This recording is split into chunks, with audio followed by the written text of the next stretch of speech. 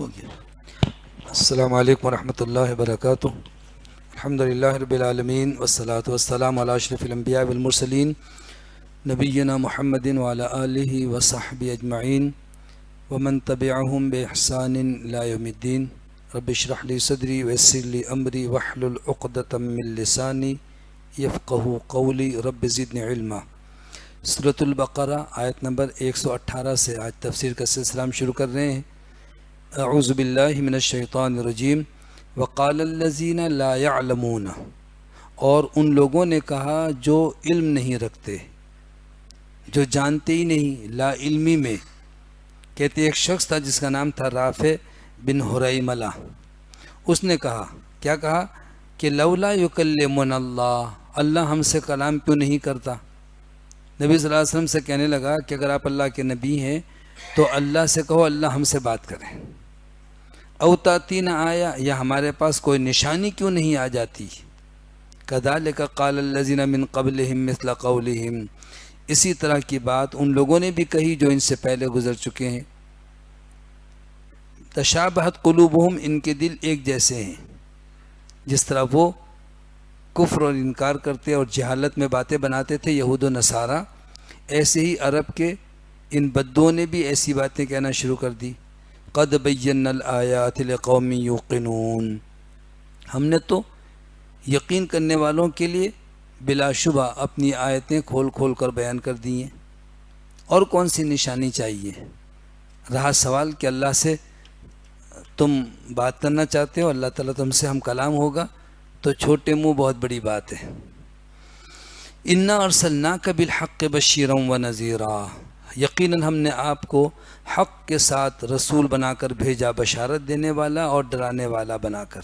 یعنی آپ کا کام لوگوں کے مطالبے پر معجزات دکھلانا نہیں ہے، یہ تو اللہ کے اختیار میں ہے۔ آپ کا کام تو عمل صالح کرنے والوں کے لیے خوشخبری سنانا ہے، نافرمانی کرنے والوں کو اللہ کی پکڑ سے ڈرانا ہے۔ بشیر اور نذیر ہیں۔ ولا تسأل عن اصحاب الجحیم، اور جہنمیوں کے بارے میں آپ سے سوال نہیں کیا جائے گا کہ یہ کیوں منکر ہوئے، ایمان کیوں نہیں لائے۔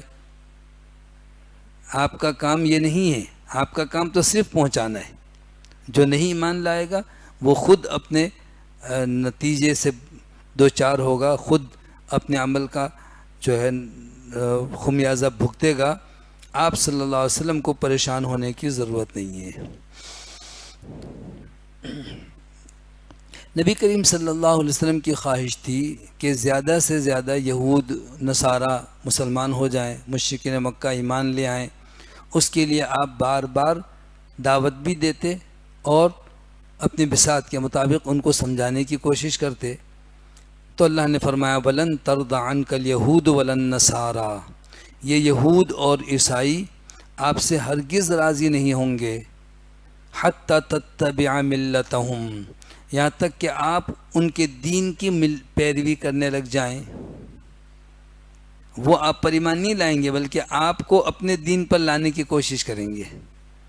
قل، تو آپ ان سے کہہ دیجئے کہ اِنَّ هُدَى اللَّهِ هُوَ الْهُدَىٰ، کہ اللہ کی ہدایت ہی حقیقت میں ہدایت ہے۔ ہدایت یہ نہیں ہے کہ تم کہو ہم جس دین پر ہیں بس یہی ہدایت ہے، باقی گمراہی ہے۔ یہودی اپنے آپ کو حق پر اور عیسائی اپنے آپ کو راہ راست پر سمجھتے تھے اور باقی سب کو گمراہ تصور کرتے۔ مشرکین مکہ اپنے آپ کو کہتے تھے کہ ہم ابراہیم علیہ السلام کے ملت کے پیروکار ہیں۔ تو اللہ نے فرمایا وَلَئِنِ اتَّبَعْتَ أَهْوَاءَهُمْ بَعْدَ الَّذِي جَاءَكَ مِنَ الْعِلْمِ، اگر آپ کے پاس جو علم آ گیا اس کے بعد آپ ان کی خواہشات کی اتباع کریں اور ان کی پیروی کریں، تو مَا لَكَ مِنَ اللَّهِ مِن وَلِيٍّ وَلَا نَصِيرٍ، تو پھر اللہ کے مقابلے میں آپ کے لیے نہ تو کوئی حمایتی ہوگا نہ کوئی مددگار۔ یعنی اللہ آپ کو بھی پکڑ لے گا تو کوئی چھڑانے والا نہیں ہے۔ لہٰذا نبی کریم صلی اللہ علیہ وسلم کو خطاب کیا، دراصل عام انسانوں کو تنبیہ کی جا رہی ہے کہ اگر ہدایت چھوڑ کر یہودیت، عیسائیت یا مشرکین مکہ کے دین کو حق سمجھ کر اس کے پیچھے لگ جاؤ گے تو پھر اللہ کی پکڑ سے کوئی بچانے والا نہیں۔ الذین آتیناہم الکتاب یتلونہ حق تلاوتہ اولئک یؤمنون بہ، جن لوگوں کو ہم نے کتاب دی تھی یعنی یہود و نصارہ، آسمانی کتابیں جن کے پاس تھی، ان میں سے کچھ لوگ ایسے بھی ہیں کہ یتلونہ حق تلاوتہ، وہ اس کی تلاوت ایسے کرتے ہیں جیسا تلاوت کا حق ہے۔ تلاوت کا حق کیسا ہے؟ نبی کریم صلی اللہ علیہ وسلم نے ارشاد فرمایا کہ وہ حلال کو حلال سمجھتے، حرام کو حرام سمجھتے، اور اللہ کے کلام کو اس طرح پڑھتے جیسے پڑھنا چاہیے۔ اولئک یؤمنون بہ، یہی لوگ ہیں جو اس پر ایمان لانے والے ہیں۔ اس سے پتہ چلا کہ ہمارے قرآن کے ساتھ جو تعلق میں پختگی آنی چاہیے وہ اس وقت ہوگی جب ہم اس طرح سے تلاوت کریں کہ قرآن نے جن کاموں کو کرنے سے روک دیا ان سے رک جائیں، اور جو کام اللہ تعالیٰ نے حکم دیا ان پر عمل کریں، اور اللہ تعالیٰ ہی کے اس فرامین کو ہدایت سمجھ کر اس پر اکتفا کریں، اس میں بزرگوں کی رائے، بڑوں کے خیالات، لوگوں کی قیاس آرا شامل نہ کریں۔ اولئک یؤمنون بہ، تو یہ لوگ ہیں جو اس پر ایمان لاتے ہیں۔ ومن یکفر بہ فاولئک هم الخاسرون، اور جو شخص انکار کرتا ہے اس کا تو ایسے ہی لوگ خسارہ پانے والے ہیں۔ یعنی نقصان انہیں نظر نہیں آ رہا ہے بظاہر، لیکن حقیقت میں ابدی خسارہ ہے، آخرت کا نقصان ہے، اس لیے کہ وہ اللہ کی کتاب سے منحرف ہو گئے، کتاب اللہ پر ایمان نہیں لائے۔ تو وہ لوگ جو کتاب اللہ پر ایمان لائیں گے وہ ہیں فائدہ حاصل کرنے والے۔ اس سے قبل 2 مرتبہ بنی اسرائیل کا نام لے کر خطاب کیا اللہ نے، پھر ان کی تفصیل سے ان کے حالات کا ذکر ہوا۔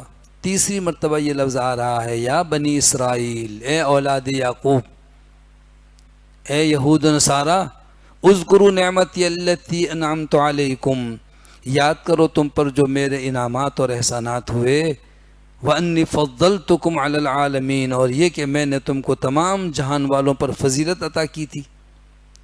تو ان نعمتوں کا شکر ادا کرو اور آخری پیغمبر اور آخری کتاب پر ایمان لے آؤ، تم پر اتنے اللہ نے احسانات کیے ہیں۔ تو واتقوا یوما لا تجزی نفس عن نفس شیئا، اور اس دن سے ڈرو جب کوئی شخص کسی کے کچھ کام نہیں آئے گا، ولا یقبل منہا عدل، اور ان سے کوئی بدلہ قبول نہیں کیا جائے گا، کوئی معاوضہ نہیں لیا جائے گا، ولا تنفعها شفاعہ، اور نہ ان کو کسی کی سفارش کوئی فائدہ دے گی، ولا هم ینصرون، اور نہ ہی ان کی مدد کی جائے گی۔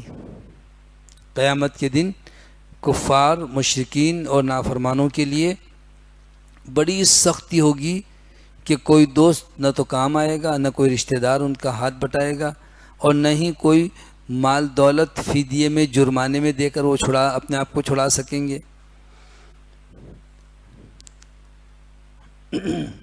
آگے آیت نمبر 124 سے جناب ابراہیم علیہ السلام کا تذکرہ ہے۔ انبیاء علیہ السلام میں جناب ابراہیم وہ پیغمبر ہیں جن کو اللہ نے یہ عظمت عطا فرمائی کہ ان کی بعثت کے بعد جتنے انبیاء آئے ہیں سب ان کی اولاد میں آئے، اس لیے ان کو ابو الانبیاء بھی کہتے ہیں۔ بے شمار انبیاء بنی اسرائیل سب جناب یعقوب علیہ السلام کی اولاد سے، جناب یعقوب کو ہی اسرائیل کہتے ہیں، اور یعقوب اسحاق کے بیٹے ہیں، اور اسحاق ابراہیم علیہ السلام کے چھوٹے بیٹے ہیں، اور رسول اللہ صلی اللہ علیہ وسلم جناب اسماعیل کی خاندان سے۔ تو ابراہیم علیہ السلام کا ایک خاص مقام ہے، اور ان کی قبولیت اور انسانوں میں ان کے ساتھ محبت کا یہ عالم ہے کہ یہود، نصارہ، حتیٰ کہ مشرکین بھی اپنے آپ کو جناب ابراہیم علیہ السلام کی طرف منسوب کرنے میں فخر محسوس کرتے تھے۔ سب کا دعویٰ تھا کہ ہم ابراہیم علیہ السلام کے ملت کے پیروکار ہیں، ملت ابراہیم پر ہم عمل کر رہے ہیں، ابراہیم علیہ السلام سے ہمیں بڑی محبت ہے۔ تو اللہ نے فرمایا کہ یہ جو بلند مقام حاصل ہوا جناب ابراہیم علیہ السلام کو، وہ ایسے ہی نہیں ہوا، بلکہ اللہ نے ان کو آزمایا اور وہ اس میں ثابت قدم رہے۔ وَإِذِ ابْتَلَىٰ إِبْرَاهِيمَ رَبُّهُ بِكَلِمَاتٍ فَأَتَمَّهُنَّ، اور وہ وقت یاد کرو کہ جب ابراہیم علیہ السلام کو ان کے رب نے چند باتوں میں آزمایا تو انہوں نے ان تمام کاموں کو پورا کر دکھایا، جو حکم ملا فوراً اس پر عمل کیا۔ وہ کیا آزمائش تھی؟ اس سلسلے میں مفسرین کے چند اقوال ہیں۔ وہ کہتے ہیں جناب ابراہیم علیہ السلام کو سب سے پہلے تو توحید کے بارے میں آزمایا گیا، اور جناب ابراہیم نے اللہ کی توحید کی خاطر بادشاہ وقت سے، پوری قوم سے، حتیٰ کہ اپنے باپ سے بھی مخالفت مول لی، بڑی آزمائشوں سے گزرے، بڑی سختیاں جھیلیں، لیکن اللہ کی توحید پر کوئی سمجھوتا نہیں کیا۔ اسی طریقے سے کہتے ہیں آزمائش کا ایک معنی یہ بھی ہے کہ اللہ تعالیٰ نے جو حکم دیا وہ کر گزرے۔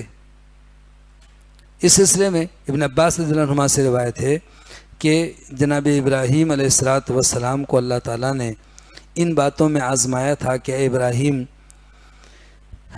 داڑھی بڑھاؤ، مونچھیں پست کرو، وضو میں جیسے ناک میں پانی ڈالتے ہیں ناک صاف کرو، کلی کرو، مسواک کرو۔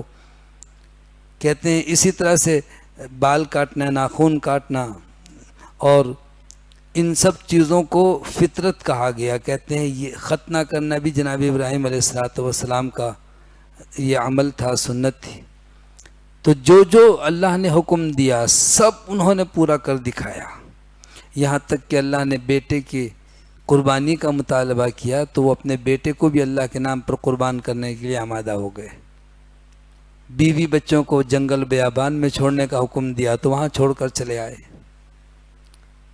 ابراہیم علیہ السلام کو اللہ نے ان آزمائشوں کے عوض ایک انعام دیا۔ قال، فرمایا، انی جاعلک للناس اماما، ابراہیم میں تمہیں تمام لوگوں کے لیے امام اور پیشوا بنانے والا ہوں۔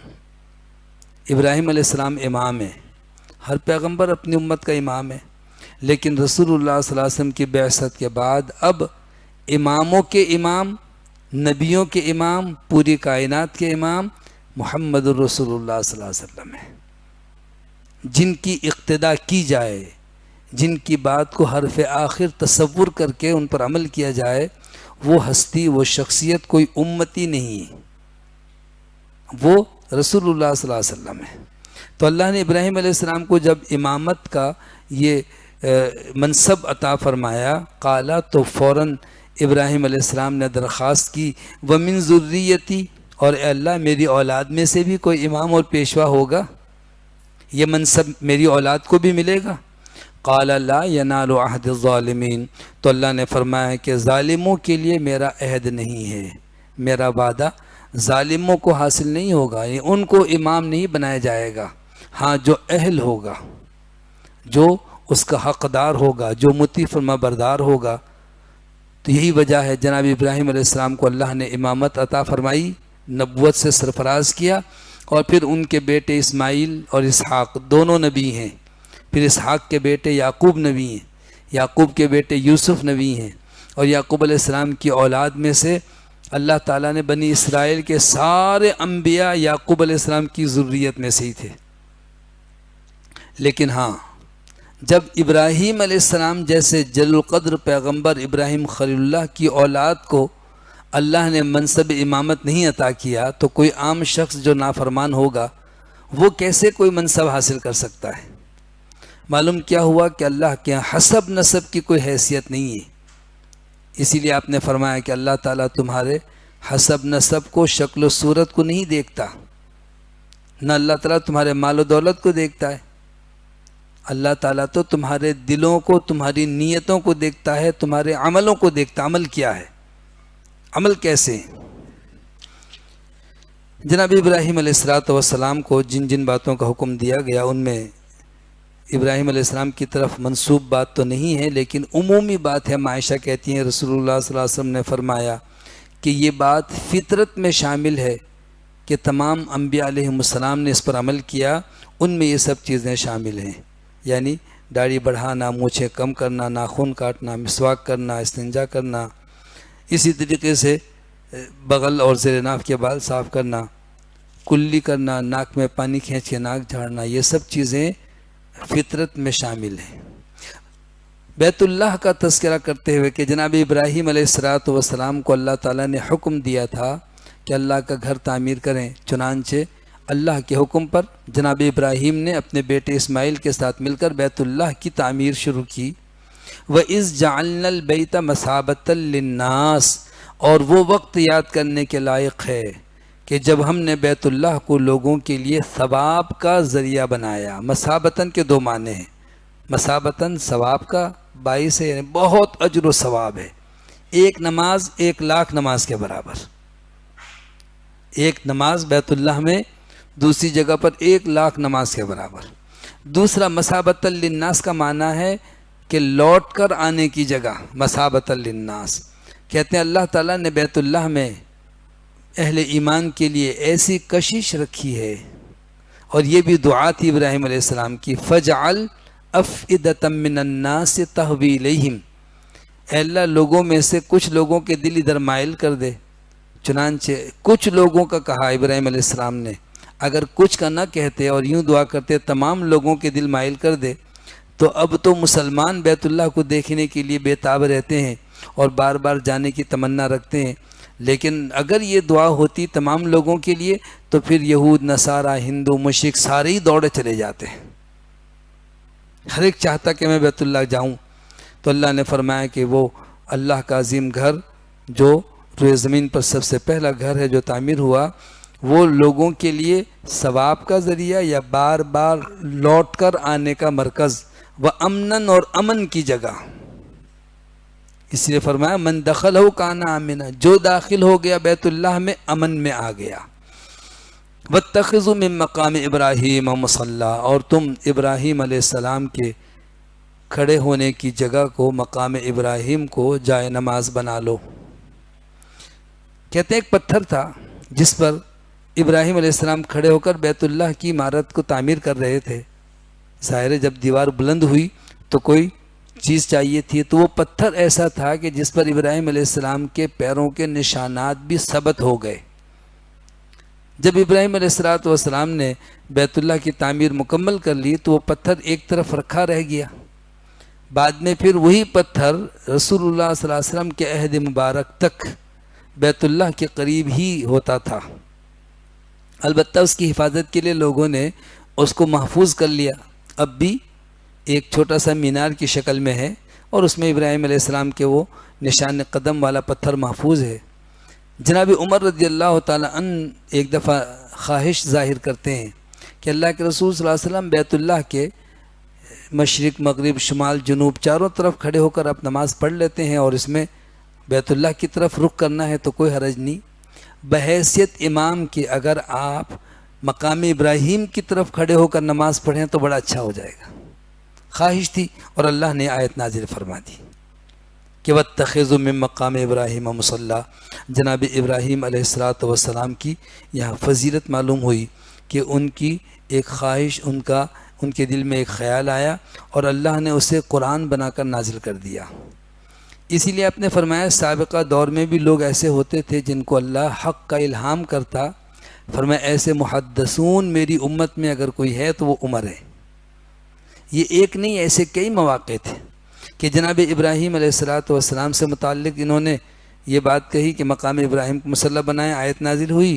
اسی طرح عمر رضی اللہ تعالیٰ عنہ نے مشورہ دیا کہ اللہ کے رسول صلی اللہ علیہ وسلم ازواج مطہرات سے کہیں کہ وہ پردہ کر لیا کریں.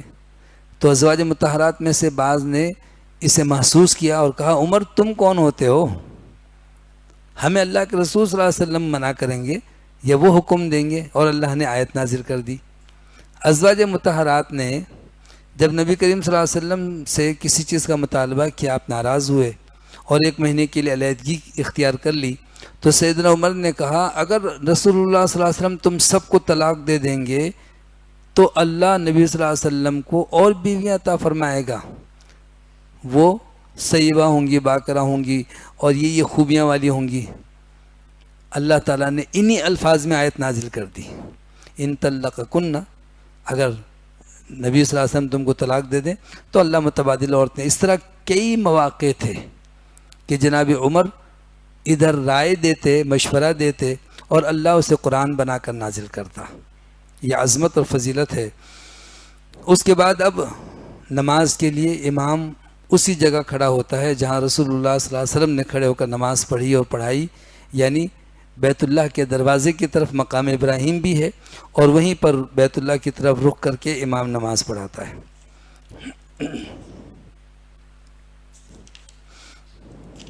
وَعَهِدْنَا إِلَىٰ إِبْرَاهِيمَ وَإِسْمَاعِيلَ أَن طَهِّرَا بَيْتِي، اور ہم نے ابراہیم اور اسماعیل سے یہ عہد لیا، یعنی یہ حکم دیا کہ تم میرے گھر کو پاک کرو، صاف رکھو۔ طہارت اور پاکیزگی کا معنی یہ ہے کہ ظاہری نجاست بھی اور عقیدے کے اعتبار سے بھی شرک سے، بت پرستی سے اس کو پاک کرو۔ بیت اللہ کو پاک کر دو للطائفین، طواف کرنے والوں کے لیے، کہ جب کوئی بیت اللہ کے گرد چکر لگائے، طواف کرے، تو وہاں پر بتوں کی نجاست نہ ہو، شرک کی آمیزش نہ ہو، بالکل خالص ایک اللہ کی عبادت کرنے کے لیے اس کو پاک صاف ماحول بنائیں۔ والعاکفین، اور اعتکاف کرنے والوں کے لیے بیت اللہ کو پاک کرنے کا حکم دیا۔ والرکع السجود، اور رکوع اور سجود کرنے والوں کے لیے، یعنی اللہ تعالیٰ نے جناب ابراہیم اور اسماعیل کو جب بیت اللہ کی تعمیر کا حکم دیا تو ساتھ میں یہ بھی حکم دیا کہ اس کو پاک صاف رکھیں تاکہ لوگ عبادت کے لیے آئیں، طواف کریں، اعتکاف کریں، نماز پڑھیں، رکوع سجود کریں۔ اسی سے رسول اللہ صلی اللہ علیہ وسلم نے عام مساجد کے بارے میں بھی فرمایا کہ مسجدوں کو پاک صاف رکھو، اور مسجدوں کے ساتھ جو لوگ محبت کرتے ہیں یہ ایمان کی نشانی ہے کہ مسجد کی صفائی کرتے ہیں، مسجد میں خوشبو لگاتے ہیں، مسجد کی قدر و منزلت کو پہچانتے ہیں، مسجد کی تعمیر میں حصہ لیتے ہیں۔ وَإِذْ قَالَ ابراہیم، اور وہ وقت بھی یاد کرنے کے لائق ہے جب ابراہیم علیہ السلام نے اللہ سے التجا کی، رب اجعل ھذا بلدا آمنا، اے میرے رب اس جگہ کو امن والا شہر بنا دے۔ دو دعائیں ہیں اس میں، ایک تو اس جگہ کو آباد کر دے کہ شہر بن جائے، اور امن والا ہو۔ معلوم کیا ہوا کہ انسان جہاں رہتا ہے وہاں بنیادی ضرورت پرامن شہر ہے۔ جنگل بیابان ہو، کوئی ہے ہی نہیں تو انسان اکتا جائے گا، اس لیے کہ انسان انسیت سے ہے، ایک دوسرے کے ساتھ ملنا ملانا، ضرورتوں پہ ایک دوسرے کے کام آنا۔ تو اس وقت چونکہ ابراہیم علیہ السلام نے اپنی بیوی سیدہ ہاجرہ اور شیر خوار بچے جناب اسماعیل کو اللہ کے حکم سے اس بے آب و گیا چٹیل میدان میں چھوڑا تھا جہاں بیت اللہ کی تعمیر کا اللہ تعالیٰ نے بعد میں حکم دیا، تو دعا کرنے لگے یا اللہ اس جگہ کو پرامن شہر بنا دے۔ کہتے ہیں سیدہ ہاجرہ ابراہیم علیہ السلام کے پیچھے پیچھے آنے لگیں کہ آپ ہمیں چھوڑ کر کہاں جا رہے ہیں؟ جناب ابراہیم نے کوئی جواب نہیں دیا۔ وہ پھر پوچھتی ہیں، پھر کہتی ہیں کہ آپ ناراض ہیں یا اللہ کا حکم ہے؟ انہوں نے کہا اللہ کا حکم ہے۔ تو بڑے اعتماد سے سیدہ ہاجرہ کہنے لگیں کہ پھر آپ شوق سے جائیں، اللہ ہم کو ضائع نہیں کرے گا۔ اور ایسا ہی ہوا کہ اس چٹیل بیابان میں جہاں ابراہیم علیہ السلام اپنی بیوی بچے کو چھوڑ کر گئے، ایک مشکیزے میں تھوڑا سا پانی تھا، تھوڑی سی کھجوریں تھیں، وہ ختم ہو گئیں۔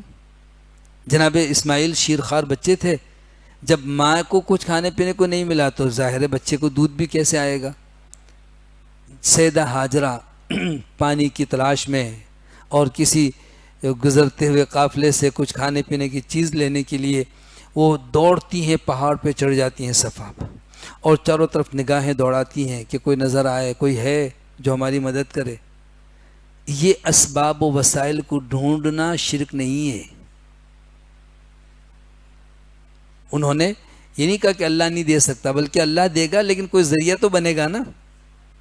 تو اللہ تعالیٰ کے حکم سے ہی ابراہیم علیہ السلام کی زوجہ مدد کے لیے ڈھونڈتی ہیں، محنت کرتی ہیں، پہاڑ پہ چڑھ جاتی ہیں، پھر وہاں سے واپس دوڑتی ہوئی آتی ہیں بچے کو دیکھتے ہوئے، پھر مروہ پہاڑی پہ چڑھتی ہیں، پھر وہاں پر چاروں طرف دیکھتی ہیں، آواز لگاتی ہیں، پھر نیچے آتی ہیں۔ اس طرح سے 7 چکر لگائیں۔ اللہ کو یہ ادا پسند آ گئی اور اسے حج اور عمرہ کرنے والوں کے لیے سعی کے نام سے اس کا جز بنا دیا۔ جب حج کرتے ہیں یا عمرہ کرتے ہیں تو بیت اللہ کے طواف کے ساتھ صفا مروہ کی سعی بھی لازمی ہے۔ مشرکین نے ایام جاہلیت میں صفا اور مروہ پہاڑی پر 2 بت نصب کر دیے تھے، جس کا تذکرہ آگے دوسرے پارے میں آ رہا ہے کہ جب مسلمان حج کرنے گئے، عمرہ کرنے گئے تو انہوں نے محسوس کیا کہ یہاں تو بت ہوتے تھے، تو اللہ نے فرمایا نہیں، بت تو بعد میں رکھے گئے ہیں، یہ تو اللہ کے شاعر اللہ میں سے شاعر اللہ ہیں صفا مروہ، اس کے درمیان چکر لگانے کا حکم اللہ نے پہلے سے دیا تھا، بتوں کو ہٹاؤ تو سیدہ ہاجرہ کی یہ ادا اللہ تعالیٰ نے بطور عبادت کے محفوظ کر دی۔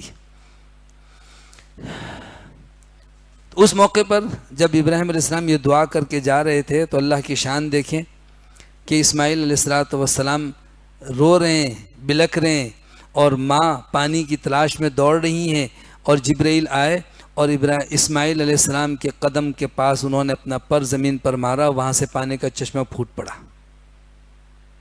جب اماں ہاجرہ نے پانی دیکھا تو دوڑتی ہوئی آئیں اور پانی کو روکنے لگی، زم زم زم کہہ کر پار باندھ دی۔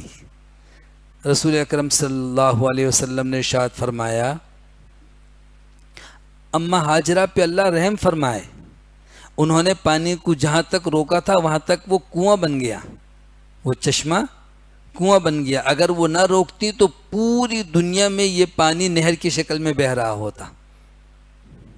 آج بھی لاکھوں انسان بیک وقت اس سے فائدہ اٹھا رہے ہیں، اور اللہ کی شان ہے کہ ایک لمحے کے لیے پانی میں کمی واقع نہیں ہوتی، اور بڑی تاثیر رکھی اللہ نے۔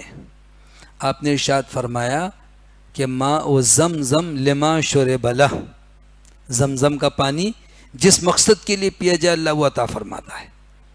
جسمانی بیماری ہے وہ دور ہوگی، ذہنی بیماری ہے، تکلیف ہے، کوئی بھی مسئلہ ہے، اللہ سے دعا کریں تو جامع دعا ہے کہ جب کبھی زمزم پئیں تو یہ دعا کرنی چاہیے کہ اللہ تعالیٰ مجھے پاکیزہ رزق، بیماریوں سے شفا اور اچھائی عطا فرما۔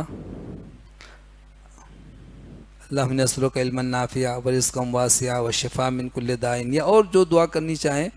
تو جناب ابراہیم علیہ السلام کے شیر خوار بچے ہیں، اور جنگل بیابان ہے، اور ادھر اللہ تعالیٰ کا حکم ہوا، پانی جیسی نمودار ہوا، چشمہ پھوٹ پڑا، تو سیدہ ہاجرہ نے پانی کو روکا، اور اس کے بعد پھر پانی میں اللہ نے تاثیر بھی رکھی تھی کہ بھوکے کے لیے یہ غذا ہے، پیاسے کے لیے مشروب بھی ہے۔ کچھ کھائے پیے بغیر صرف زمزم پیتے رہیں، صحت مند ہو جائیں گے۔ کوئی دوسرا پانی پیے تو پیٹ میں درد شروع ہو جائے گا۔ خالی پیٹ زیادہ پانی نہیں پیا جاتا، کھائیں گے تو پانی بھی چاہیے۔ تو اللہ نے یہ دعا سن لی۔ وَإِذْ قَالَ إِبْرَاهِيمُ رَبِّ اجْعَلْ هَذَا بَلَدًا آمِنًا، اس جگہ کو امن والا شہر بنا دے۔ کہتے ہیں بنو جرہم قبیلے کے لوگ وہاں سے گزر رہے تھے، انہوں نے دیکھا کہ پرندے اڑ رہے ہیں، تو قریب آئے کہ یہاں تو جنگل بیابان، دور دور تک نہ آدم نہ آدم زاد، یہ پرندے کہاں سے آئے؟ قریب آئے تو کیا دیکھتے ہیں کہ پانی ہے اور ایک عورت بیٹھی ہوئی، ایک بچہ کھیل رہا ہے۔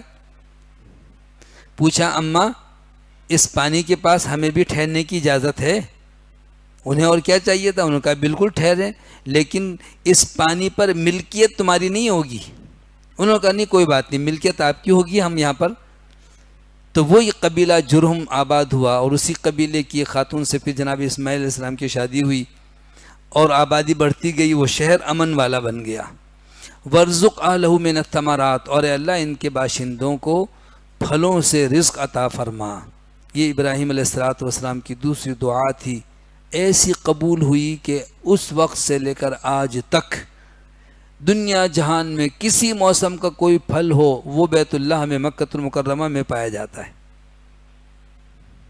ہمارے یہاں سردیوں میں تو آم نہیں ہوتے، لیکن وہاں پر سردیوں میں بھی آم ملیں گے، اس لیے کہ بعض علاقے جو گرم ہیں وہاں سے آتے ہیں۔ گرمیوں کے پھل، سردی کے پھل، دنیا جہان کی نعمتیں، یہ ابراہیم علیہ السلام کی دعا ہے۔ تو اے اللہ ان کو رزق عطا فرما، یہاں کے باشندوں کو پھلوں سے، من آمن منہم باللہ والیوم الاخر، جو ان میں سے اللہ پر یوم آخرت پر ایمان لایا۔ اللہ تعالیٰ نے چونکہ امامت کے سلسلے میں کہا تھا نا کہ جو اہل ہوگا اس کو جانشین بنائیں گے، تو جناب ابراہیم علیہ السلام یہ سمجھے کہ یہاں پر رزق کی دعا بھی کروں تو ایمان والوں کے لیے کروں، نافرمانوں کے لیے نہ کروں۔ اللہ نے فرمایا کہ نہیں، وہ امامت کا مسئلہ تھا، وہ پیشوائی کا مسئلہ ہے، وہ نبوت دینے کا معاملہ ہے، وہ نا اہلوں کو نہیں ملے گا۔ یہ رہا دنیاوی نعمتوں کا سوال، یہ سب کے لیے ہے۔ قال، اللہ نے فرمایا کہ ومن کفر، جس شخص نے کفر کیا، فمتعوہ قلیلا، تو میں اسے بھی تھوڑا فائدہ تو پہنچاؤں گا۔ ابو جہل اور دوسرے مکے میں رہتے تھے، زمزم سے فائدہ اٹھاتے تھے، پھلوں سے فائدہ اٹھاتے تھے، دنیاوی نعمتیں تو سب کے لیے ہے۔ ثم اضطرہ الی عذاب النار، پھر میں اسے آگ کے عذاب کی طرف مجبور کر دوں گا، وبئس المصیر، اور وہ تو بہت بری جگہ ہے لوٹنے کی جگہ۔ وَإِذْ يَرْفَعُ إِبْرَاهِيمُ الْقَوَاعِدَ مِنَ الْبَيْتِ وَإِسْمَاعِيلُ، اور وہ وقت بھی یاد کرنے کے لائق ہے کہ جب ابراہیم اور اسماعیل بیت اللہ کی بنیادیں اٹھا رہے تھے۔ کہتے ہیں جبرائیل علیہ السلام نے آ کر اس جگہ پہ نشان لگایا کہ یہاں بیت اللہ بنایا جہاں پہلے فرشتوں نے بنایا تھا، پھر آدم علیہ السلام نے بنایا، پھر طوفان نوح میں بہہ گیا، پھر مختلف ادوار میں بنتا رہا، یہاں تک کہ ابراہیم علیہ السلام کو پھر بنانے کا حکم دیا۔ تو وہ بنیادیں کھود کر اور پھر عمارت تعمیر کرتے ہوئے وَإِذْ يَرْفَعُ إِبْرَاهِيمُ الْقَوَاعِدَ، بنیادیں اٹھا رہے تھے، عمارت تعمیر کر رہے تھے۔ ابراہیم اور ان کے ساتھ ان کے معاون اسماعیل بھی تھے، اور دعا کر رہے تھے ربنا تقبل منا۔ اللہ کے حکم پر اتنا عظیم کام بیت اللہ کی تعمیر، تو اس موقع پر جو انعام مانگتے ملتا۔ اگر کسی بڑے انسان کا کوئی کام ایک چھوٹا سا شخص کر دے تو وہ تو جو انعام مانگے گا وہ کہنے یہ بتاؤ کیا چاہیے۔ لیکن انبیاء علیہم السلام کا منہج یہ ہے کہ اے اللہ ہمیں انعام تو بہت دور کی بات ہے، بعد میں اے اللہ جو خدمت ہم کر رہے ہیں اے اللہ یہ قبول فرما لے، جو نیک عمل ہم کر رہے ہیں۔ تو جناب ابراہیم اور جناب اسماعیل دعا یہ نہیں کر رہے ہیں کہ اللہ ہم نے بیت اللہ تعمیر کیا تو ہمیں یہ دے دے وہ دے دے، ساری دعائیں بعد میں، سب سے پہلی دعا یہ ہے کہ اللہ یہ عمل قبول ہو جائے۔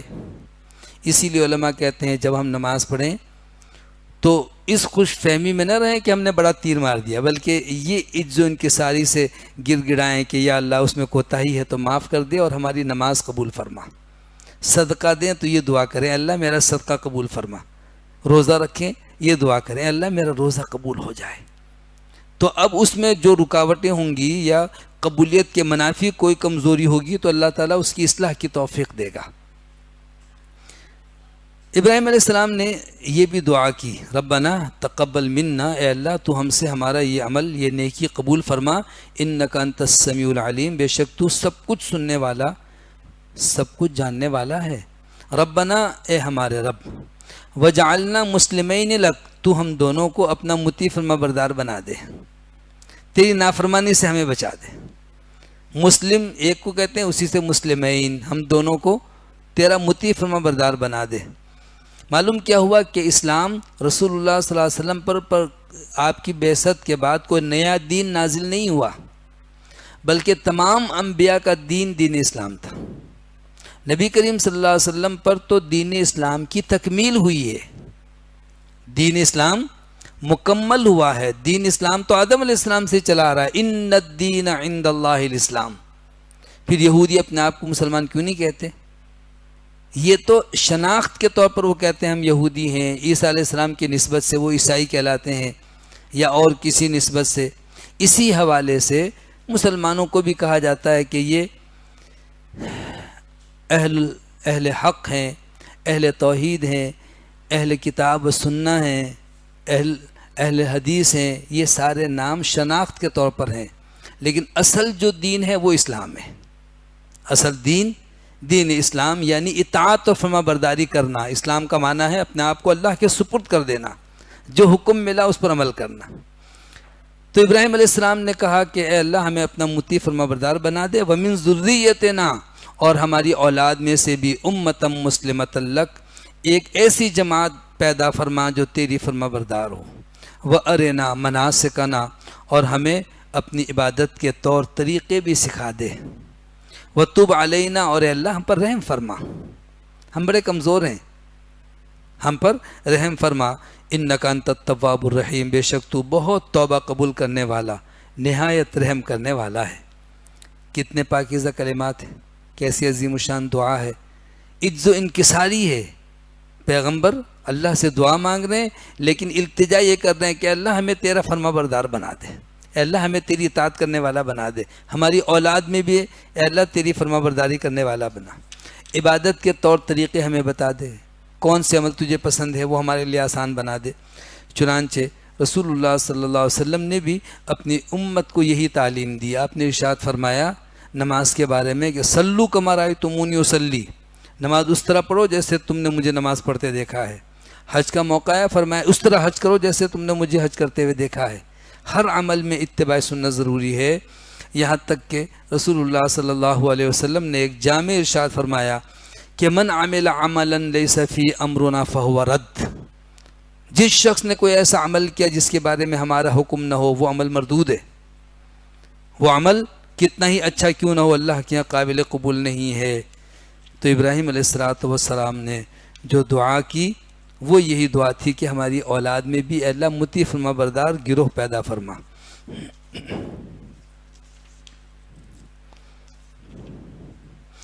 ربنا، اے ہمارے رب، وابعث فیہم رسولا منہم، مبعوث فرما ان میں ایک رسول انہی میں سے،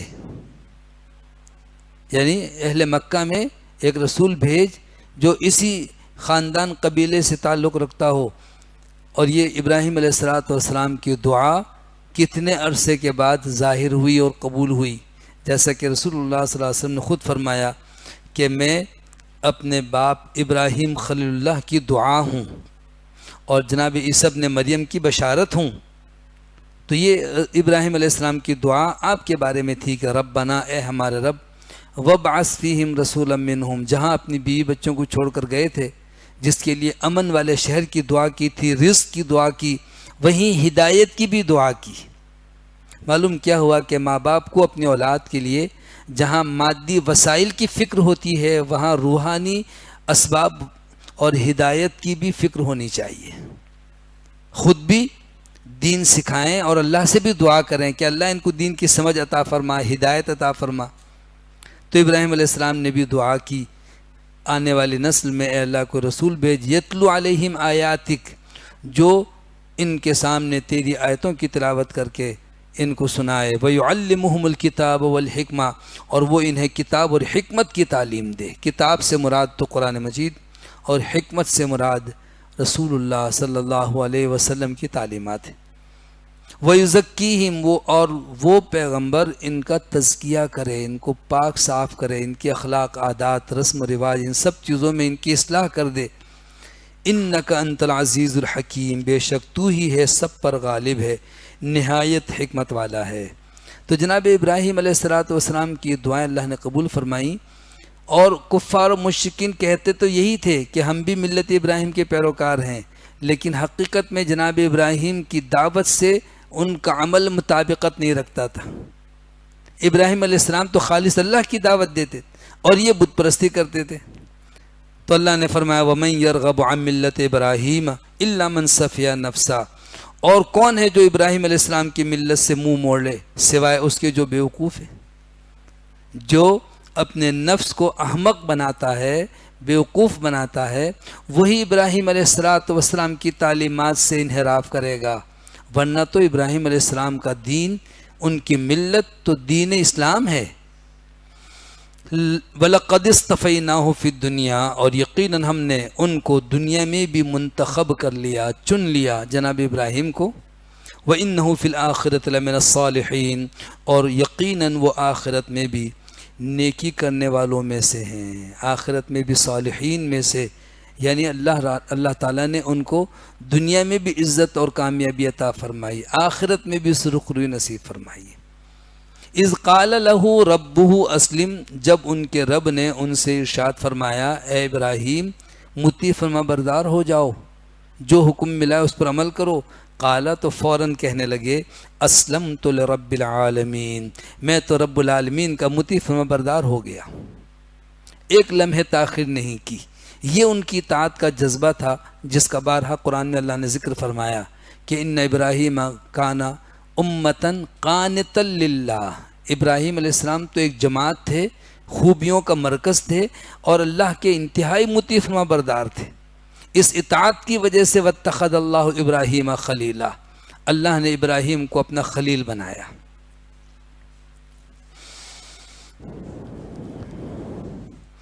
تو اللہ نے ارشاد فرمایا کہ اسلم، مطیع فرما بردار ہو جاؤ۔ قال اسلمت لرب العالمین، فوراً کہنے لگے میں رب العالمین کا مطیع فرما بردار بن گیا، بنوں گا نہیں، مطیع فرما بردار ہو چکا۔ اے اللہ جو تیرا حکم، میری گردن جھکی ہوئی ہے، میری پیشانی تیرے حکم کے آگے خاک آلود ہے، اے اللہ جو تو نے کہا میں فوراً اس پر عمل کرنے کے لیے تیار ہوں۔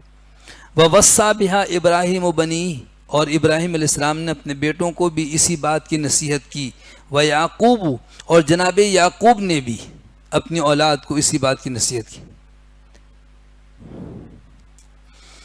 یا بنی ان اللہ اصطفیٰ لکم الدین، انہوں نے کہا جناب یعقوب نے اپنے بیٹوں کو کہ اے میرے بیٹو، اللہ نے تمہارے لیے یہ دین منتخب کر لیا ہے، ان اللہ اصطفیٰ، چن لیا اللہ نے تمہارے لیے اس دین کو، یعنی دین اسلام کو، فلا تموتن، تو ہرگز تم کو موت نہ آئے، الا وانتم مسلمون، مگر اسلام کی حالت میں، مسلمان ہو کر مرنا جب بھی مرو، یعنی اللہ کے احکامات پر عمل کرتے رہو گے تو اسلام پر مرو گے، اور اگر نافرمانی کرتے مرو گے تو پھر مسلمان کہاں؟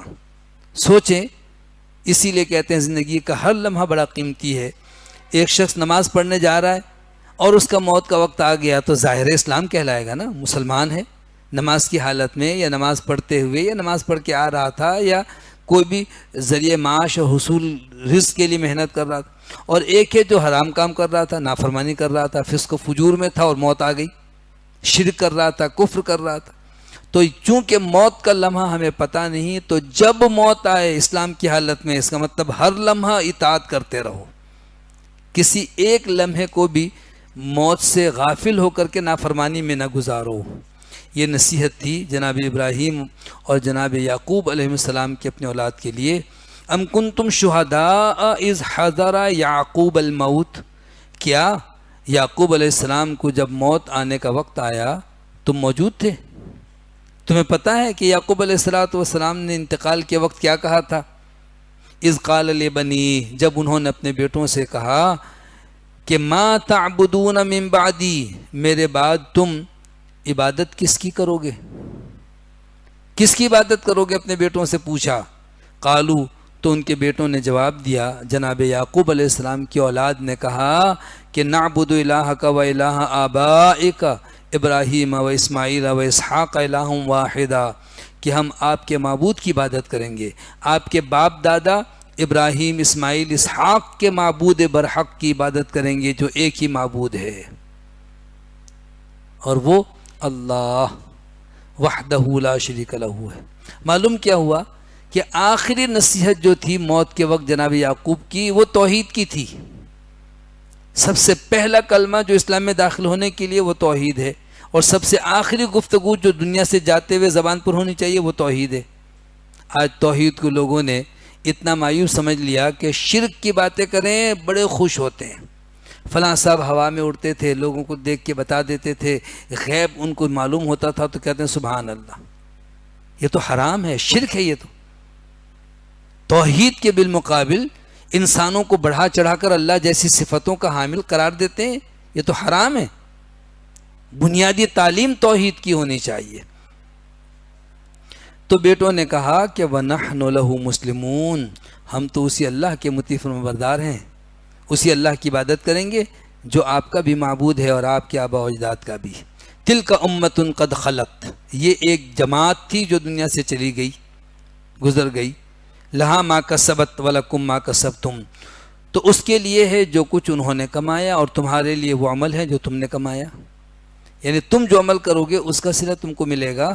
وَلَا تُسْأَلُونَ عَمَّا كَانُوا يَعْمَلُونَ، اور جو کچھ تم عمل کرتے، جو کچھ وہ عمل کرتے ہیں اس کے بارے میں تم سے نہیں پوچھا جائے گا، تم سے تمہارے کاموں کے بارے میں پوچھا جائے گا، ان سے ان کے عمل کے بارے میں سوال ہوگا۔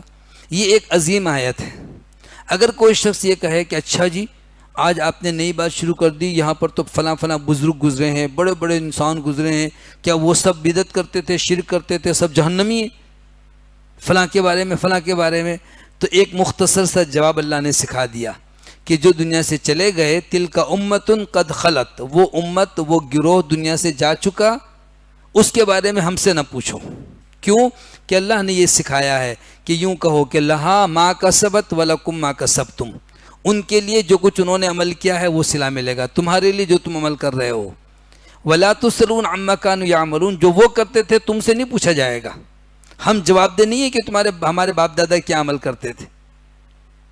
فرعون نے بھی موسیٰ علیہ السلام سے ایسا ہی سوال کیا تھا، فما بال القرون الاولی، کہ اے موسیٰ ہمیں تم کہتے ہو کہ ہم سب مشرک ہیں اور تم ایک اللہ کی عبادت کی دعوت دیتے ہو، تو تمہارے آبا و اجداد کے بارے میں، ہمارے بڑوں کے بارے میں کیا خیال ہے؟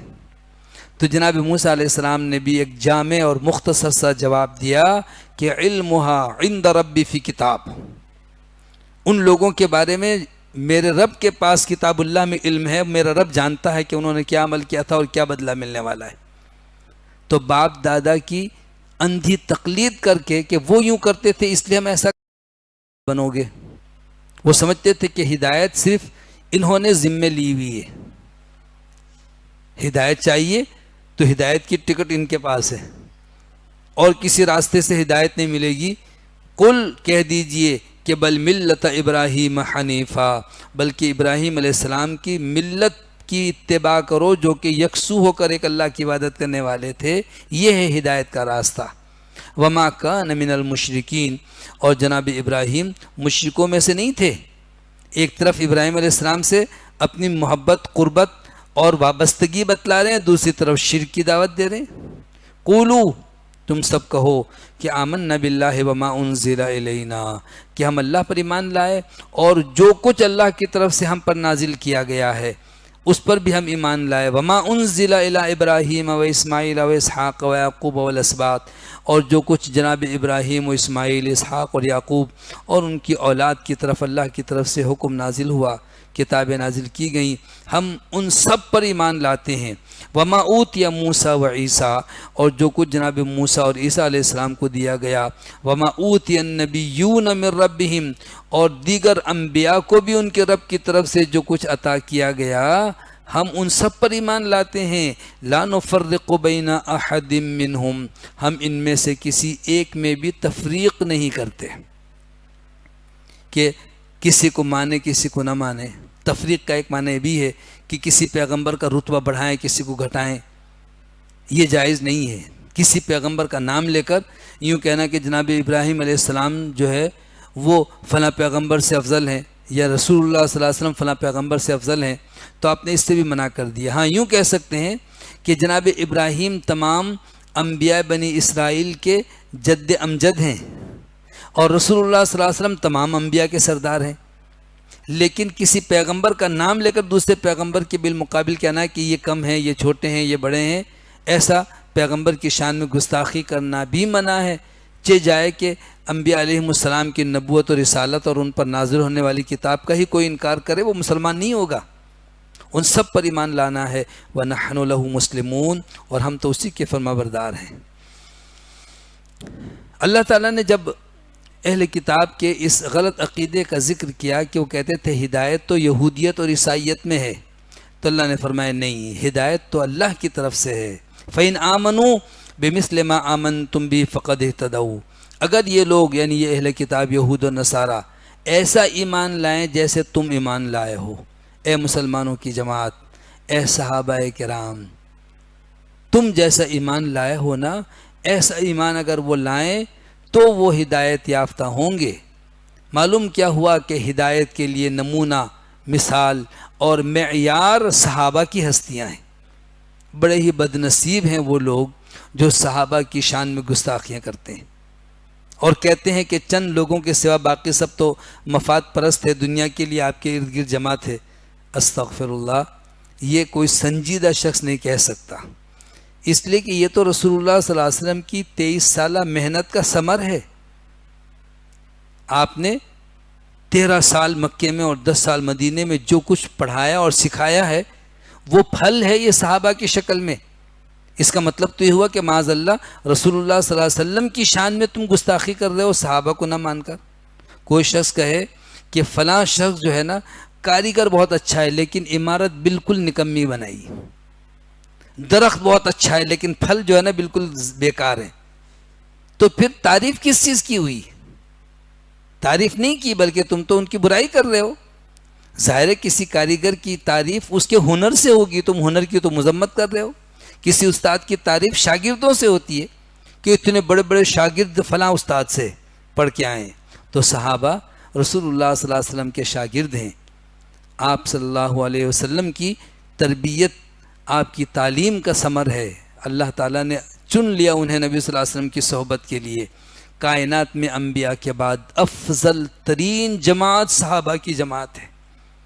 اللہ نے اس آیت میں ان کے ایمان کو معیار ایمان قرار دیا.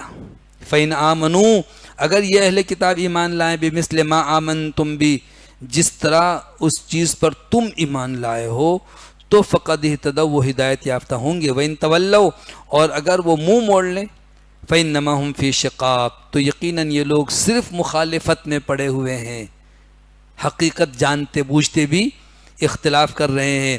فَسَيَكْفِيكَهُمُ اللَّهُ، تو ان کے مقابلے میں اللہ تعالیٰ آپ کے لیے کافی ہے.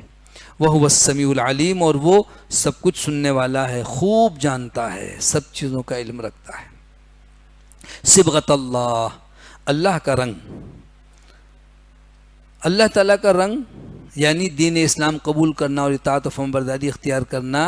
یہ اطاعت کا رنگ، اسلام کا رنگ ایک مسلمان پر نظر آتا ہے، چھلکتا ہے. جبکہ عیسائیوں میں یہ تھا کہ اگر کوئی شخص ان کے دین کو قبول کرتا تو وہ زرد رنگ کا پانی بنا کر رکھتے اور اس سے نہلاتے اور کہتے اب ہمارا رنگ اس پہ چڑھ گیا. تو آپ دیکھیں کوئی کسی بھی رنگ سے اپنے جسم پر، کپڑوں پر کچھ ڈالے، کچھ وقت کے بعد سارا رنگ دھل جائے گا. یہ تو عارضی اور بناوٹی چیز ہے. اصل رنگ اطاعت کا رنگ ہے، فرما برداری کا رنگ ہے، اللہ کی بندگی اختیار کرنے کا رنگ ہے. تو فرمایا صبغۃ اللہ، اللہ تعالیٰ کا رنگ، وہ رنگ اختیار کرو. ومن احسن من اللہ صبغہ، اور رنگ کے لحاظ سے اللہ سے زیادہ کون اچھا رنگ والا ہوگا. اللہ کا رنگ بہترین ہے. وَنَحْنُ لَهُ عَابِدُونَ، اور ہم تو اسی کی عبادت کرنے والے ہیں. یہ عبادت اور بندگی کا رنگ ہے جو بہترین رنگ ہے. اسی لیے ایک مسلمان سر سے پیر تک مسلمان نظر آتا ہے، یہ ہے عبادت کا رنگ. لیکن بدقسمتی سے آج مسلمان کہیں سے مسلمان نظر نہیں آتا. صرف سر پہ ٹوپی رکھ کر اور رمضان میں مسجد جاتا ہوا دکھائی دیتا ہے تو پتہ چلتا ہے تم مسلمان ہو. اتنے سال سے 11 مہینے ہم نے تو آج تک مسجد میں آتے ہی نہیں دیکھا، آج پتہ چلا یہ بھی مسلمان ہے. نہیں، مسلمان تو ہمہ وقت مسلمان ہے، ہمہ وقت مطیع فرما بردار ہے.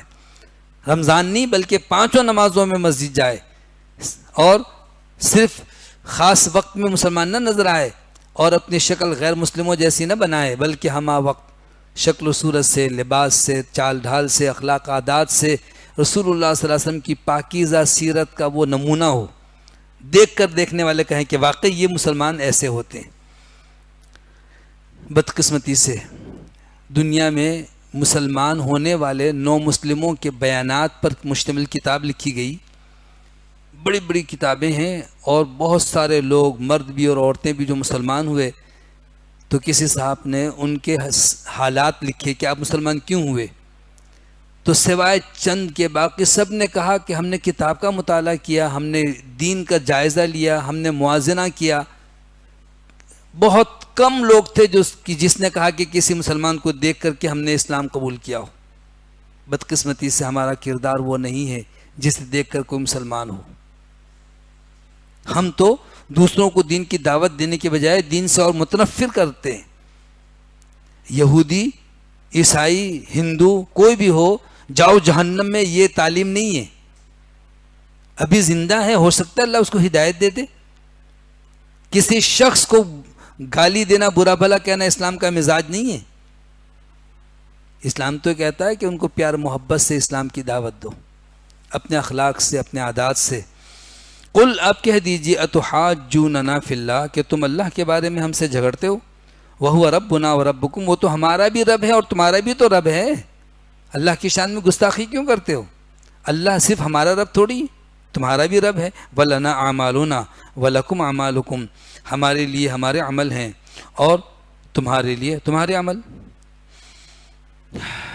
وَنَحْنُ لَهُ مُخْلِصُونَ، اور ہم تو خالص اسی کی عبادت کرنے والے، اس پر عمل کرنے والے ہیں. ام تقولون، کیا تم لوگ یہ کہتے ہو کہ ان ابراہیم و اسماعیل و اسحاق و یعقوب و الاسباط کانوا ہودن او نصارا، یہود و نصارہ کا دعویٰ تھا کہ جناب ابراہیم، اسماعیل، اسحاق، جناب یعقوب اور ان کی اولاد سب کے سب یہودی تھے یا عیسائی تھے. یہ کہہ کر یہودیوں نے اسلام کا انکار کیا کہ ہم تو اپنے باپ دادا کے دین پر ہیں، وہ سب یہودی تھے. اللہ نے فرمایا قل اانتم اعلم ام اللہ، تم زیادہ جانتے ہو یا اللہ تعالیٰ زیادہ جانتا ہے؟ ابراہیم علیہ السلام تو دنیا میں یہودیت اور عیسائیت سے بہت پہلے آ کر چلے گئے، وہ یہودی کیسے ہوں گے؟ موسیٰ علیہ السلام تو بعد میں دنیا میں آئے، عیسیٰ علیہ السلام تو بعد میں دنیا میں آئے۔ تم کہتے ہو ابراہیم بھی یہودی تھے، اسماعیل علیہ السلام بھی یہودی تھے، سارے انبیاء۔ بہت بڑا جھوٹ ہے، یہ دھوکہ ہے اپنے آپ سے۔ وَمَنْ أَظْلَمُ مِمَّنْ كَتَمَ شَهَادَةً عِنْدَهُ مِنَ اللَّهِ، اور جس نے اللہ کی طرف سے جو اس کے پاس گواہی آئی اس کو چھپائے تو اس سے بڑا ظالم اور کون ہوگا؟ وہ کون سی گواہی تھی؟ یعنی رسول اللہ صلی اللہ علیہ وسلم کی بعثت سے متعلق بشارتیں موجود تھیں، علامتیں نشانیاں پائی جاتی تھیں، اور وہ انہوں نے دیکھی بھی۔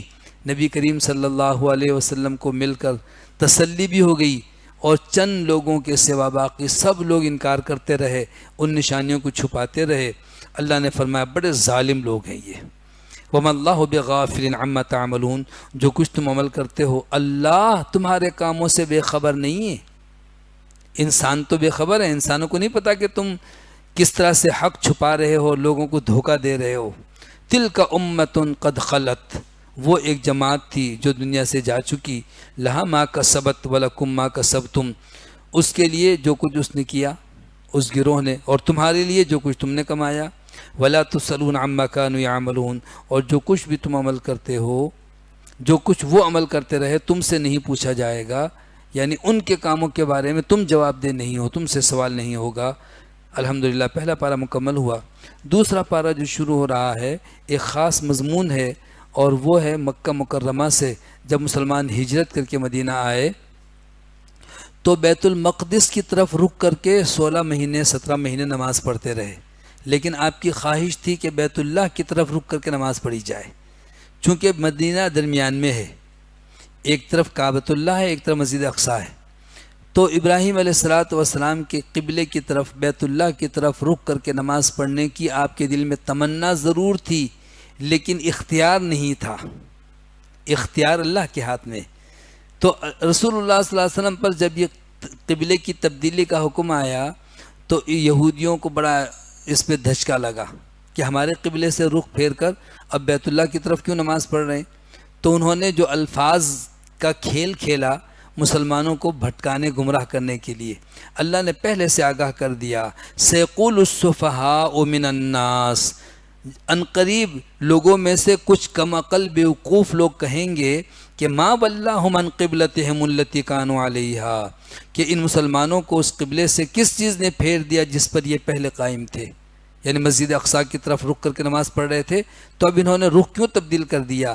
تو جو لوگ یہ اعتراض کریں گے وہ بیوقوف ہیں، اللہ نے ان کو بیوقوف کہا۔ قل کہہ دیجئے للہ المشرق والمغرب، کہ مشرق اور مغرب تو اللہ کی ملکیت ہے، مالک تو اللہ تعالیٰ ہے، تو اللہ نے حکم دیا تھا اس طرف رک کر کے نماز پڑھنے کا، نماز پڑھ رہے تھے، اب اللہ نے حکم دیا کہ مغرب کی طرف رک کرو، بیت اللہ کی طرف رک کرو۔ یہدی من یشاء الی صراط مستقیم، وہ جسے چاہتا ہے سیدھے رستے کی ہدایت عطا فرماتا ہے۔ وَكَذَلِكَ، اور اسی طرح جعلناکم امتا وسطا، ہم نے تم کو بنایا ایک متوسط امت، یعنی درمیانی امت، بہترین امت۔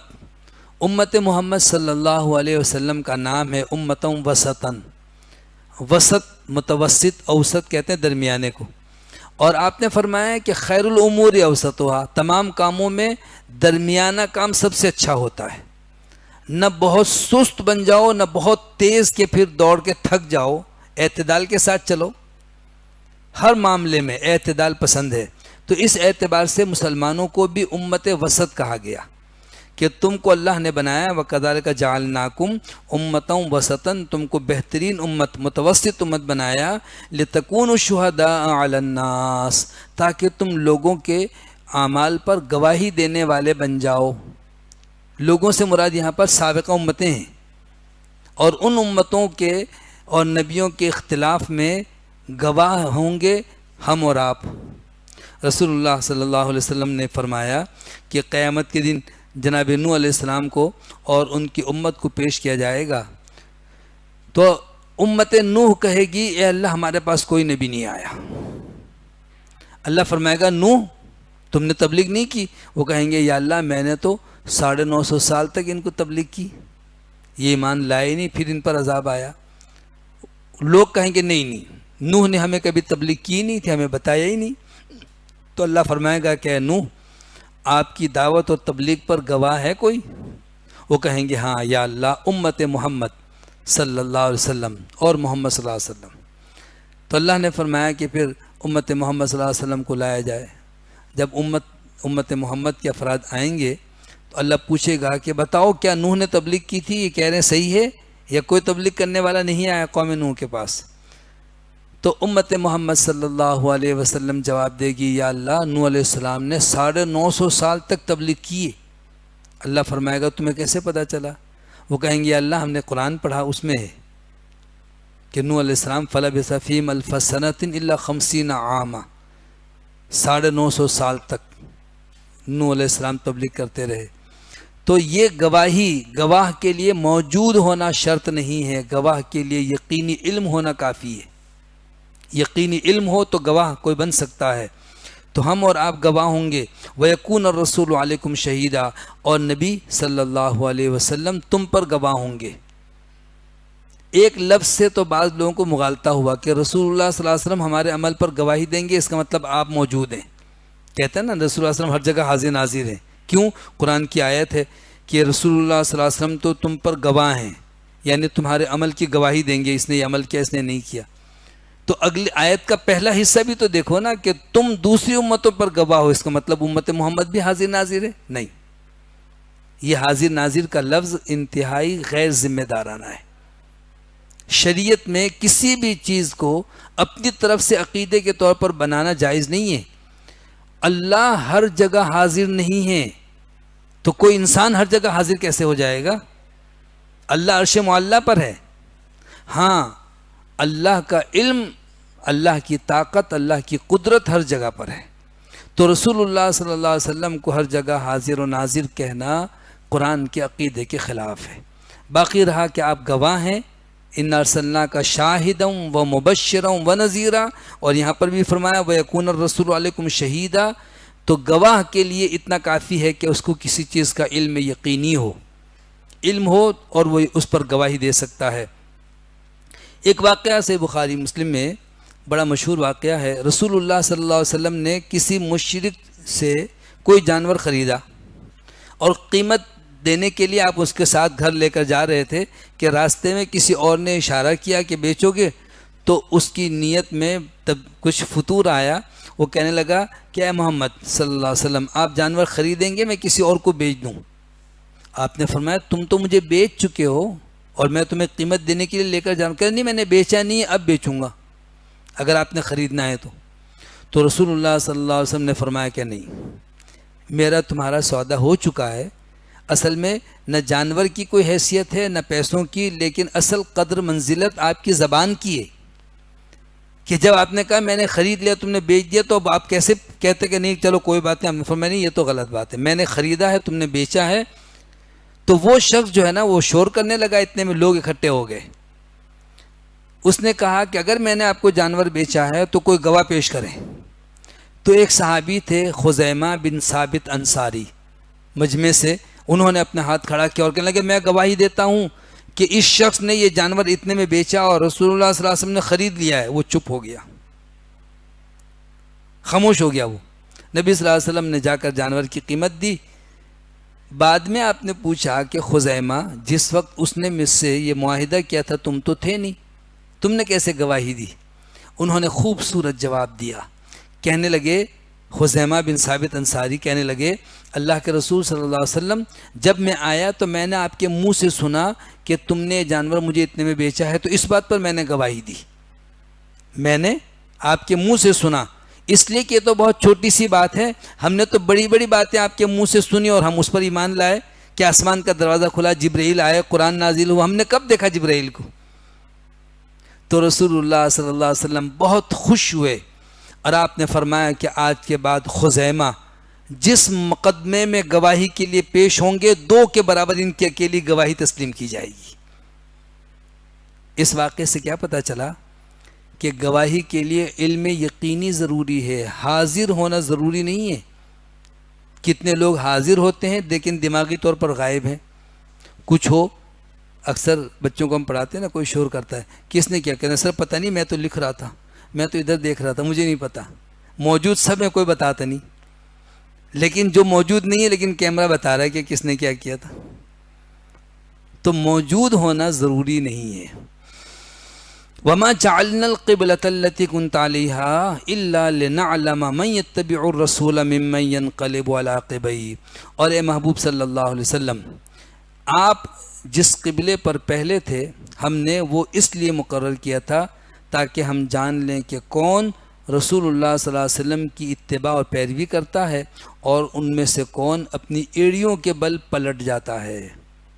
یعنی یہ عام امتحان تھا یہ، کہ پہلے 1.5 سال تقریباً بیت المقدس کی طرف رک کر کے نماز پڑھتے رہو. اب حکم آیا کہ بیت اللہ کی طرف رک کرو. تو جب بیت المقدس کی طرف رک کیا تو یہودی بڑے خوش، تبدیلی کا حکم آیا تو ناراض ہو گئے. مسلمان وہ ہیں کہ جس طرف حکم ملا عمل کرتے رہے، جب حکم ملا تبدیلی کا تبدیل کر دیا. یہاں تک کہ پہلی دفعہ جب بیت اللہ کی تبدیلی کی آیت نازل ہوئی تو وہ ظہر کے بعد آیت نازل ہوئی تھی، اور کچھ لوگوں نے رسول اللہ صلی اللہ علیہ وسلم کے ساتھ پہلی نماز عصر بیت اللہ کی طرف پڑھی. پھر ایک شخص اپنے قبیلے انصار میں اپنے گھر لوٹ کر جا رہا تھا تو دیکھا کہ ایک مسجد میں ابھی بھی لوگ بیت المقدس کی طرف رک کر کے نماز پڑھ رہے ہیں. اس نے باہر سے ہی آواز دی اور کہا کہ رسول اللہ صلی اللہ علیہ وسلم پر تبدیلی کا حکم آ گیا اور ہم نے بیت اللہ کی طرف رک کر کے نماز پڑھی ہے. تو امام اور مقتدی نماز ہی میں پلٹ گئے. یہاں امام اور یہاں مقتدی تھے تو پلٹ کر کے امام یہاں آ گیا، مقتدی ادھر آ گئے. یہ ہے حکم، یہ ہے آزمائش. اللہ کا حکم ہے یہ کام اب کرو تو کر لو، رک جاؤ تو رک جائیں. دیکھیں نا، روزہ بھی آزمائش ہے نا. تو اللہ کا حکم ہے سحری کے وقت اٹھ کے کھاؤ، سنت ہے، ثواب ہے، حکم ہے کھاؤ. لیکن تھوڑی دیر کے بعد اذان ہو تو اب حکم کیا ہے، رک جاؤ، اب نہیں کھا سکتے. دن بھر کچھ نہیں کھانا پینا، لیکن پھر مغرب کا وقت ہو تو کھاؤ. اگر کوئی کہے یہ کیا بات ہوئی، ہماری مرضی بھائی، ہم دن میں کھائیں گے، ہم شام کو کیوں کھائیں، تو وہ مسلمان نہیں ہے. اسلام کا معنی ہی یہ ہے کہ جب جس وقت جس چیز کے لیے اللہ نے حکم دیا اس پر عمل کرو، جب جس چیز سے اللہ نے روک دیا رک جاؤ. اطاعت یہ ہے کہ جیسی کہا جائے اللہ اکبر تو سب کے سب کھڑے ہو گئے، اللہ اکبر رکوع میں. کوئی کہنے نہیں میری مرضی، میں جلدی سے آگے چلا جاؤں پیچھے رہوں، تو پھر وہ نماز تو نہ ہوئی. تو پوری زندگی کا خوبصورتی کا پہلو یہ ہے کہ اطاعت کا جذبہ آ جائے. تو کہہ دیجئے کہ وما جعلنا القبلۃ التي كنت عليها، جس قبلے پر آپ پہلے تھے ہم نے اس قبلے کو نہیں بنایا الا لنعلم، مگر یہ معلوم کرنے کے لیے تاکہ ہم جان لیں کہ من یتبع الرسول، کہ کون رسول اللہ صلی اللہ علیہ وسلم کی پیروی کرتا ہے، ممن ینقلب علی عقبیہ، اور کون ان میں سے وہ ہے جو اپنے ایڑیوں کے بل پلٹ جاتا ہے. وَإِن كَانَتْ لَكَبِيرَةً إِلَّا عَلَى الَّذِينَ هَدَى اللَّهُ، یہ تبدیلی قبلے کا حکم اور اس پر عمل کرنا اگرچہ بہت بھاری بڑا مشکل کام ہے، مگر ان لوگوں پر کوئی مشکل نہیں جن کو اللہ نے ہدایت دی ہے. کہتے ہیں انسان لباس بدلتا ہے، عادتیں بدل دیتا ہے، نظریات نہیں بدلتا، اس میں بڑی دیر لگتی ہے. تبھی تو مشرکین مکہ جو 40 سال تک رسول اللہ صلی اللہ علیہ وسلم کو صادق اور امین کہتے اور امانتیں رکھواتے تھے، جب نظریے پر ضرب پڑی تو بیوقوف، مجنون اور پتہ نہیں کیا کیا برے الفاظ کہنے لگے، ایک دم پلٹ گئے، دشمن سمجھنے لگے. نظریات نہیں چھوڑتے، لیکن جب کوئی شخص اللہ کی توفیق ہوگی تو وہ نظریات بدل دے گا. آج تک بزرگوں کے نام پر جو ہے اولیاء اللہ سے مدد مانگتے تھے، قبروں پہ جھکتے تھے، غیر اللہ کی نظر نیاز دیتے تھے، لیکن جب پتہ چلا کہ شرک ہے تو اسی لمحے چھوڑ دیں. یہ کام مشکل ضرور ہے، لیکن جس کو اللہ ہدایت دے اس کے لیے مشکل نہیں ہے. وَإِن كَانَتْ لَكَبِيرَةً إِلَّا عَلَى الَّذِينَ هَدَى اللَّهُ، یہ ہے تو بہت بڑا اور بھاری کام، مگر ان لوگوں پر کوئی مشکل نہیں ہے جن کو اللہ نے ہدایت عطا فرمائی. وَمَا كَانَ اللَّهُ لِيُضِيعَ إِيمَانَكُمْ، اور اللہ ایسا نہیں کہ تمہارے عملوں کو ضائع کر دے. یعنی یہودیوں نے یہ بھی ایک شوشہ چھوڑا کہ اگر بیت اللہ کی طرف رک کر کے نماز پڑھنا اب اللہ کا حکم ہے تو جو تم نے 1.5 سال نمازیں پڑھی اس کا کیا بنے گا؟ وہ نمازیں گئی تمہاری، ضائع ہو گئی. اور بیت المقدس کی طرف رک کر کے نماز پڑھتے ہوئے کوئی شخص دنیا سے چلا گیا، بیت اللہ کی طرف نماز پڑھی نہیں، اس سے پہلے انتقال کر گیا، تو وہ کہاں جائے گا؟ تو اللہ نے فرمایا کہ اللہ کا حکم تھا، وہ عمل اللہ نے ضائع نہیں کیے۔ وما کان اللہ لیضیع ایمانکم، اللہ تمہارے اعمال یعنی تمہاری نماز ضائع نہیں کرے گا۔ ان اللہ بالناس لرؤوف الرحیم، اللہ تو بندوں پر بڑی شفقت کرنے والا ہے، نہایت رحم کرنے والا ہے۔ اس کی شفقت اور رحمت کے کیا کہنے، کائنات میں سب سے زیادہ رحم اور سب سے زیادہ شفقت کی مثال ماں کی دی جاتی ہے۔ رسول اللہ صلی اللہ علیہ وسلم نے ایک جنگ میں ایک عورت کو دیکھا کہ وہ انتہائی پریشان ماری ماری پھر رہی، کبھی ادھر کبھی ادھر، کوئی بچہ ملتا اس کو پکڑتی، اس کو چومتی، اسے دودھ پلانے کی کوشش کرتی۔ رسول اللہ صلی اللہ علیہ وسلم نے فرمایا تم اس عورت کی کیفیت دیکھ رہے ہو؟ صحابہ نے کہا جی ہاں اللہ کے رسول صلی اللہ علیہ وسلم، لگتا ہے کہ اس کا شیرخوار بچہ گم ہو گیا ہے۔ آپ نے فرمایا اگر اس کو بچہ مل جائے تو کیا یہ اپنے شیرخوار بچے کو آگ میں ڈالے گی؟ صحابہ نے کہا بالکل سوال ہی پیدا نہیں ہوتا، کوئی ماں اپنے بچے کو آگ میں کیسے ڈالے؟ فرمایا پھر اللہ بھی اپنے بندوں کو آگ میں نہیں ڈالتا مگر جو اللہ کا بندہ بننے کے لیے تیار ہی نہیں ہے، جو مارد و متمرد ہے، جو سرکش اور باغی ہے، جو نافرمانی پر ڈٹا ہوا ہے، تو پھر اللہ تعالیٰ اس کو جہنم میں ڈالے گا۔ تو اللہ تو بڑا ہی شفقت کرنے والا ہے، بہت رحم کرنے والا ہے۔ اس سلسلے میں بہت ساری حدیثیں بھی ہیں کہ رسول اللہ صلی اللہ علیہ وسلم نے فرمایا کہ اللہ تعالیٰ نے رحمت کے 100 حصوں میں سے 99 حصے اپنے پاس رکھے ہوئے ہیں، اور رحمت کا ایک حصہ ہے جو بندوں میں مخلوق میں تقسیم کر دیا ہے۔ قد نرا تقلب وجهک فی السماء، آپ کے چہرے کا آسمان کی طرف اٹھنا ہم دیکھ رہے ہیں۔ ہم نے دیکھا کہ آپ بار بار نگاہیں اٹھاتے کہ اب جبرائیل آئے، اب وحی آ جائے، اب بیت اللہ کی طرف رخ کر کے نماز پڑھنے کا حکم آ جائے، لیکن جب تک حکم نہیں آیا آپ نے رخ تبدیل نہیں کیا۔ تو آپ کا یہ انتظار کرنا اور نگاہیں آسمان کی طرف اٹھانا اللہ کو اتنا پسند آیا کہ اس ادا کا بھی اللہ نے ذکر کر دیا کہ ہم دیکھ رہے ہیں۔ قد نرا تقلب وجهک فی السماء، آپ کے چہرے کا آسمان کی طرف بار بار اٹھنا ہم دیکھ رہے ہیں۔ فَلَنُوَلِّيَنَّكَ قِبْلَةً تَرْضَاهَا، تو جس قبلے کو آپ پسند کر رہے ہیں ہم عنقریب آپ کا چہرہ اسی کی طرف پھیر دیں گے، ہم پھیریں گے۔ فَوَلِّ وَجْهَكَ شَطْرَ الْمَسْجِدِ الْحَرَامِ، تو اب آپ اپنا منہ مسجد حرام کی طرف پھیر لیں، اب حکم آ گیا۔ وَحَيْثُمَا كُنْتُمْ فَوَلُّوا وُجُوهَكُمْ شَطْرًا، اور اے مسلمانوں تم بھی جہاں کہیں بھی ہو اپنا منہ بیت اللہ کی طرف پھیر لو۔ وَإِنَّ الَّذِينَ أُوتُوا الْكِتَابَ، اور وہ لوگ جنہیں کتاب دی گئی یہود و نصارہ، لَيَعْلَمُونَ أَنَّهُ الْحَقُّ مِنْ رَبِّهِمْ، وہ بھی جانتے ہیں کہ یہ ان کے رب کی طرف سے برحق اور سچا فرمان ہے۔ اللہ نے ہی بیت المقدس کی طرف رخ کر کے نماز کا حکم دیا تھا، اب اللہ نے ہی بیت اللہ کی طرف رخ کرنے کا حکم دیا۔ وَمَا اللَّهُ بِغَافِلٍ عَمَّا يَعْمَلُونَ، اور جو کچھ عمل کرتے ہیں اللہ ان سے بے خبر اور غافل نہیں ہے، اللہ سب کچھ دیکھتا ہے اور جانتا ہے۔ رسول اللہ صلی اللہ علیہ وسلم کی خواہش تھی کہ ان کو راضی کریں، ان کو بھی منا لیں۔ فرمایا وَلَئِنْ أَتَيْتَ الَّذِينَ أُوتُوا الْكِتَابَ بِكُلِّ آيَةٍ مَا اتَّبِعُوا قِبْلَتَكَ، اے محبوب صلی اللہ علیہ وسلم اگر آپ ان لوگوں کے پاس تمام علامات اور نشانیاں لے کر کے آ جائیں ان کی چاہت اور ان کی فرمائش پر بھی، تو بھی یہ اہل کتاب آپ کی قبلے کی پیروی نہیں کریں گے، بیت اللہ کی طرف نماز پڑھنے کے لیے تیار نہیں ہے۔ یہ ہے ان کی اپنے مذہب کے ساتھ ایسی عقیدت کہ بس ہم تو اسی طرف رخ کریں گے، ہم تو اسی کتاب کو تورات کو مانیں گے، ہم تو اپنے نبی کی پیروکاری ہیں، بس رسول اللہ صلی اللہ علیہ وسلم پر ایمان ڈالنے کے لیے تیار نہیں ہوئے۔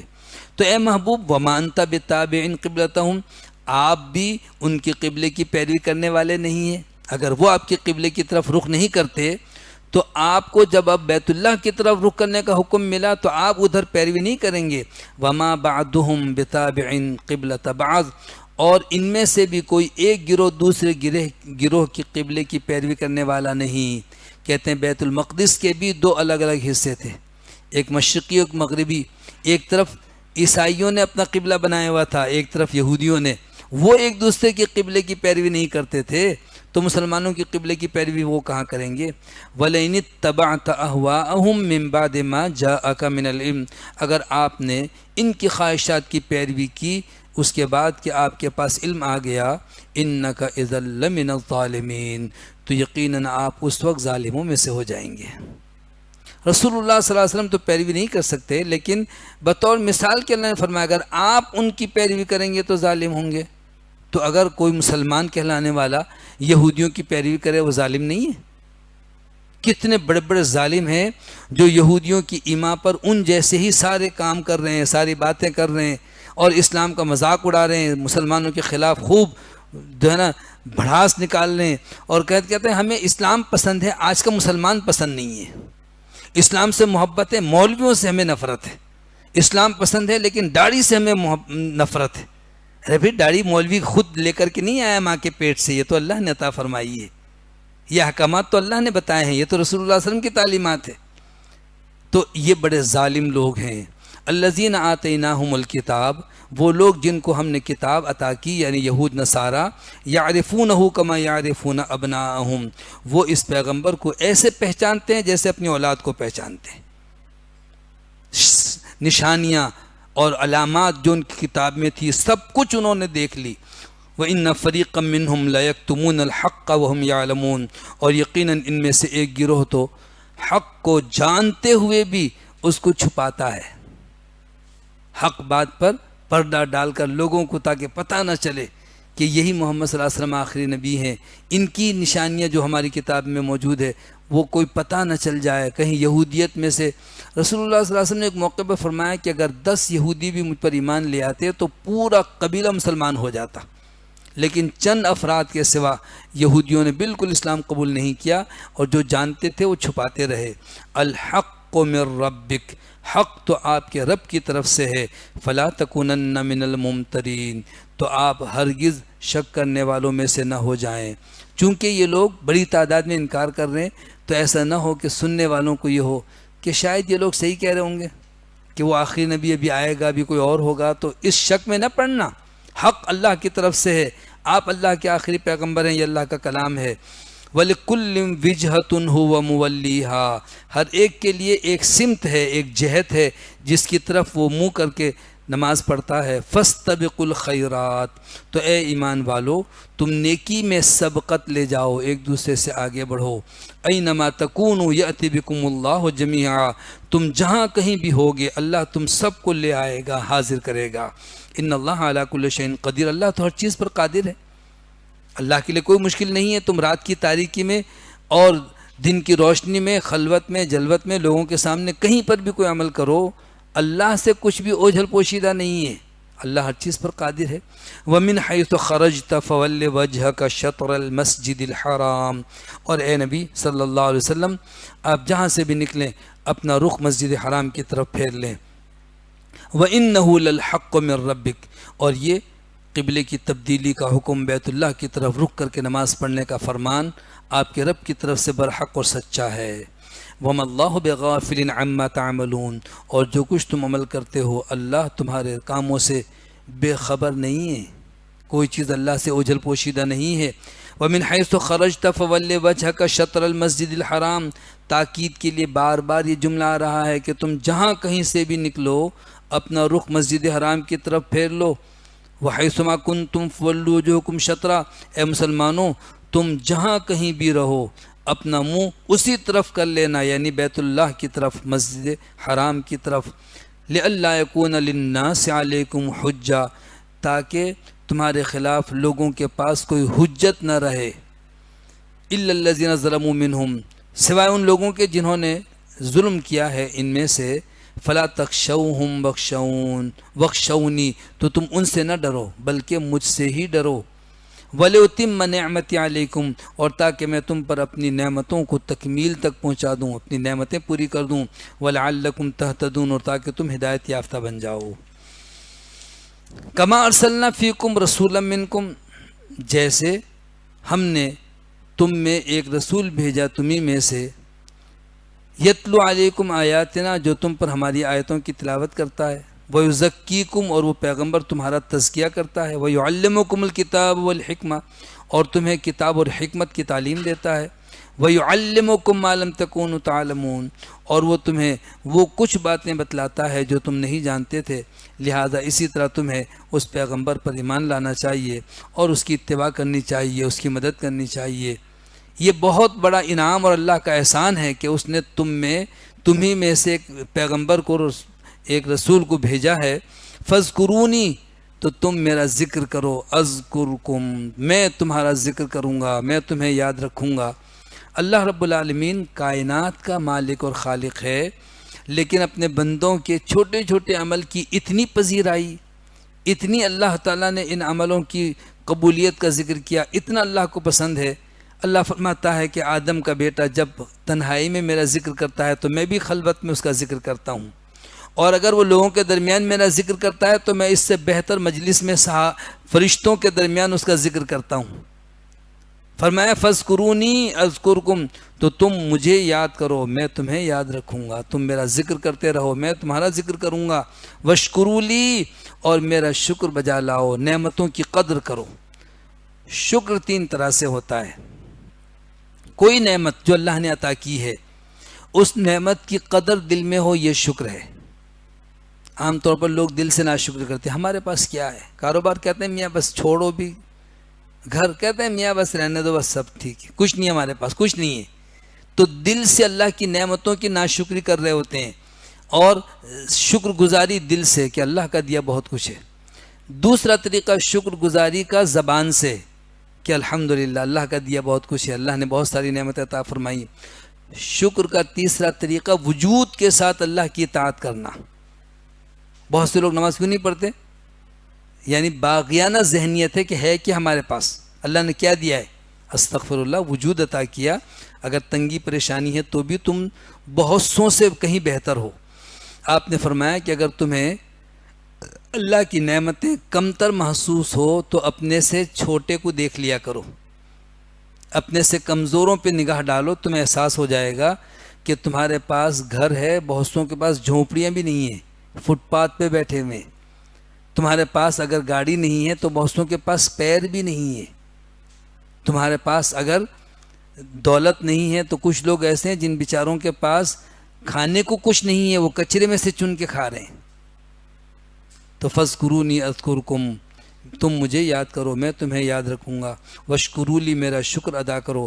وَلَا تَکْفُرُونَ، اور میری ناشکری نہ کرو، نافرمانی نہ کرو۔ سورہ ابراہیم میں اللہ نے فرمایا لَئِن شَکَرْتُمْ لَأَزِیدَنَّکُمْ، اگر تم میرا شکر ادا کرو گے تو میں اور زیادہ دوں گا۔ وَلَئِن کَفَرْتُمْ، اگر ناشکری کرو گے، اِنَّ عَذَابِی لَشَدِیدٌ، تو میرا عذاب بہت سخت ہے۔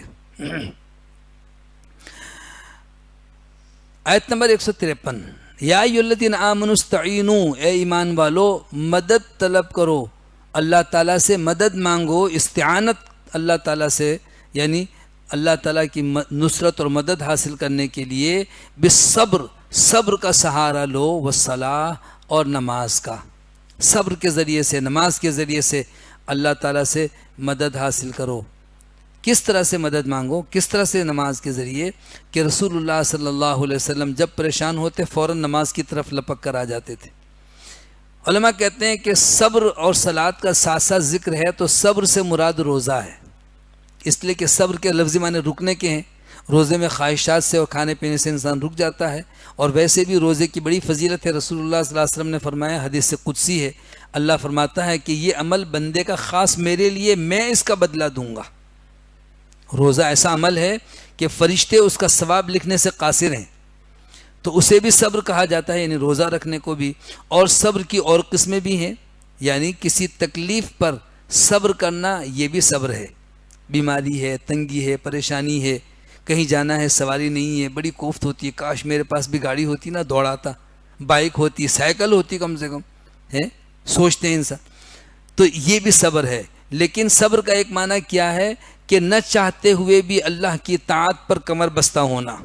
سردی ہے پھر بھی ٹھنڈے پانی سے وضو کر رہے ہیں، گرمی دھوپ ہے پھر بھی پیدل چل کے مسجد نماز کے لیے جا رہے ہیں۔ اللہ کے حکم پر عمل کرتے رہنا بھی صبر ہے، اللہ کے حکم کے مطابق گناہ سے بچنا بھی صبر ہے، اور مشقتوں، پریشانیوں، تکلیف میں شکوہ شکایت نہ کرنا یہ بھی صبر ہے۔ تو مدد طلب کرو، اللہ سے مدد مانگو صبر اور نماز کے ذریعے۔ ان اللہ مع الصابرین، اللہ صبر کرنے والوں کے ساتھ ہے۔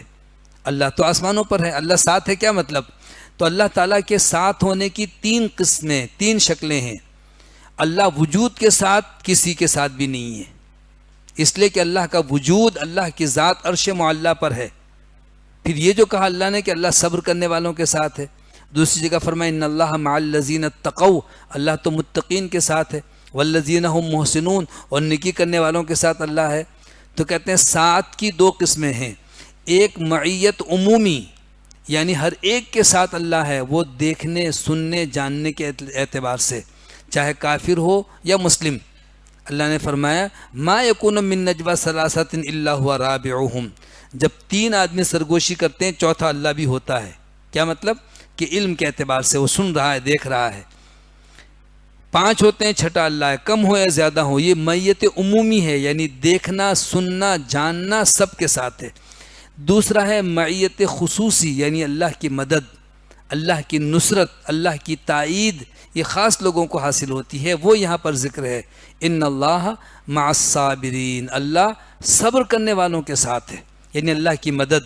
جیسا کہ جناب موسیٰ علیہ السلام نے فرمایا، جب دشمن لشکر لے کر پیچھے پہنچ گیا اور آگے پانی اور بنی اسرائیل گھبرائے، تو موسیٰ علیہ السلام نے فرمایا کلا ان معی ربی سیہدین، ہرگز نہیں، میرے ساتھ میرا اللہ ہے، میری رہنمائی فرمائے گا، یعنی اللہ میری مدد کرے گا، اللہ دیکھ رہا ہے سن رہا ہے۔ اسی طرح رسول اللہ صلی اللہ علیہ وسلم نے جب ہجرت کر کے جا رہے تھے غار ثور میں اور دشمن آپ کے سروں تک پہنچ گئے، تو ابوبکر صدیق کہنے لگے اللہ کے رسول ان میں سے کوئی اپنے پیر کی طرف نظر جھکائے گا تو ہم نظر آ جائیں گے۔ آپ نے فرمایا ابوبکر گھبراؤ مت، ما ظنک باثنین اللہ ثالثہما، دو افراد کے بارے میں تمہارا کیا خیال ہے جن کے ساتھ تیسرا اللہ تعالیٰ ہے، یعنی اللہ کی مدد ہمارے شامل حال ہے۔ تو مدد تعاون یہ معیت خصوصی ہے، وہ مراد ہے یہاں پر ان اللہ مع الصابرین میں۔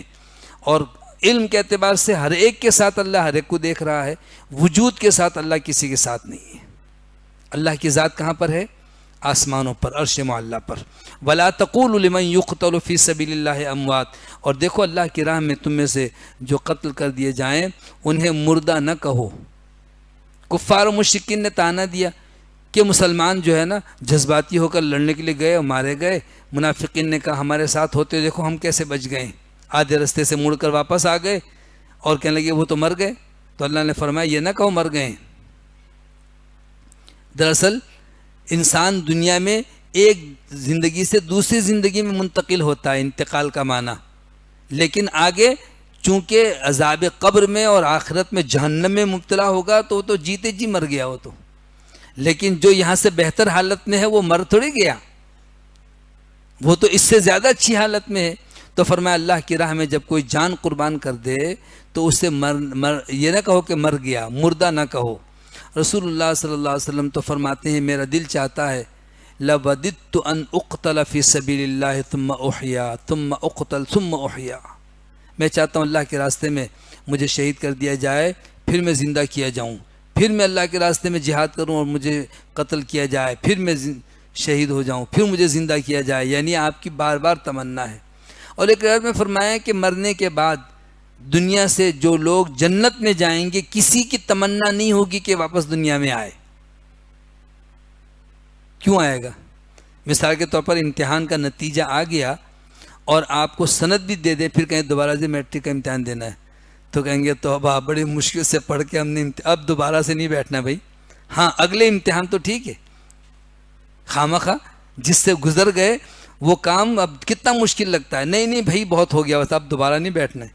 تو کوئی بھی دنیا میں دوبارہ آنے کے لیے تیار نہیں ہوگا جو جنت میں پہنچ جائے، سوائے شہید کے کہ جو اللہ کے راستے میں شہید ہوا، لما رأى من الکرامہ، اس لیے کہ شہادت کے وقت اس کی جو عزت و تکریم ہوئی، جو اس کو پروٹوکول ملا، جو فرشتوں نے اس کی عزت کی ہے، فرمایا شہادت کے وقت شہید کو اتنا مزہ آتا ہے، وہ مزہ جنت میں بھی نہیں ہے۔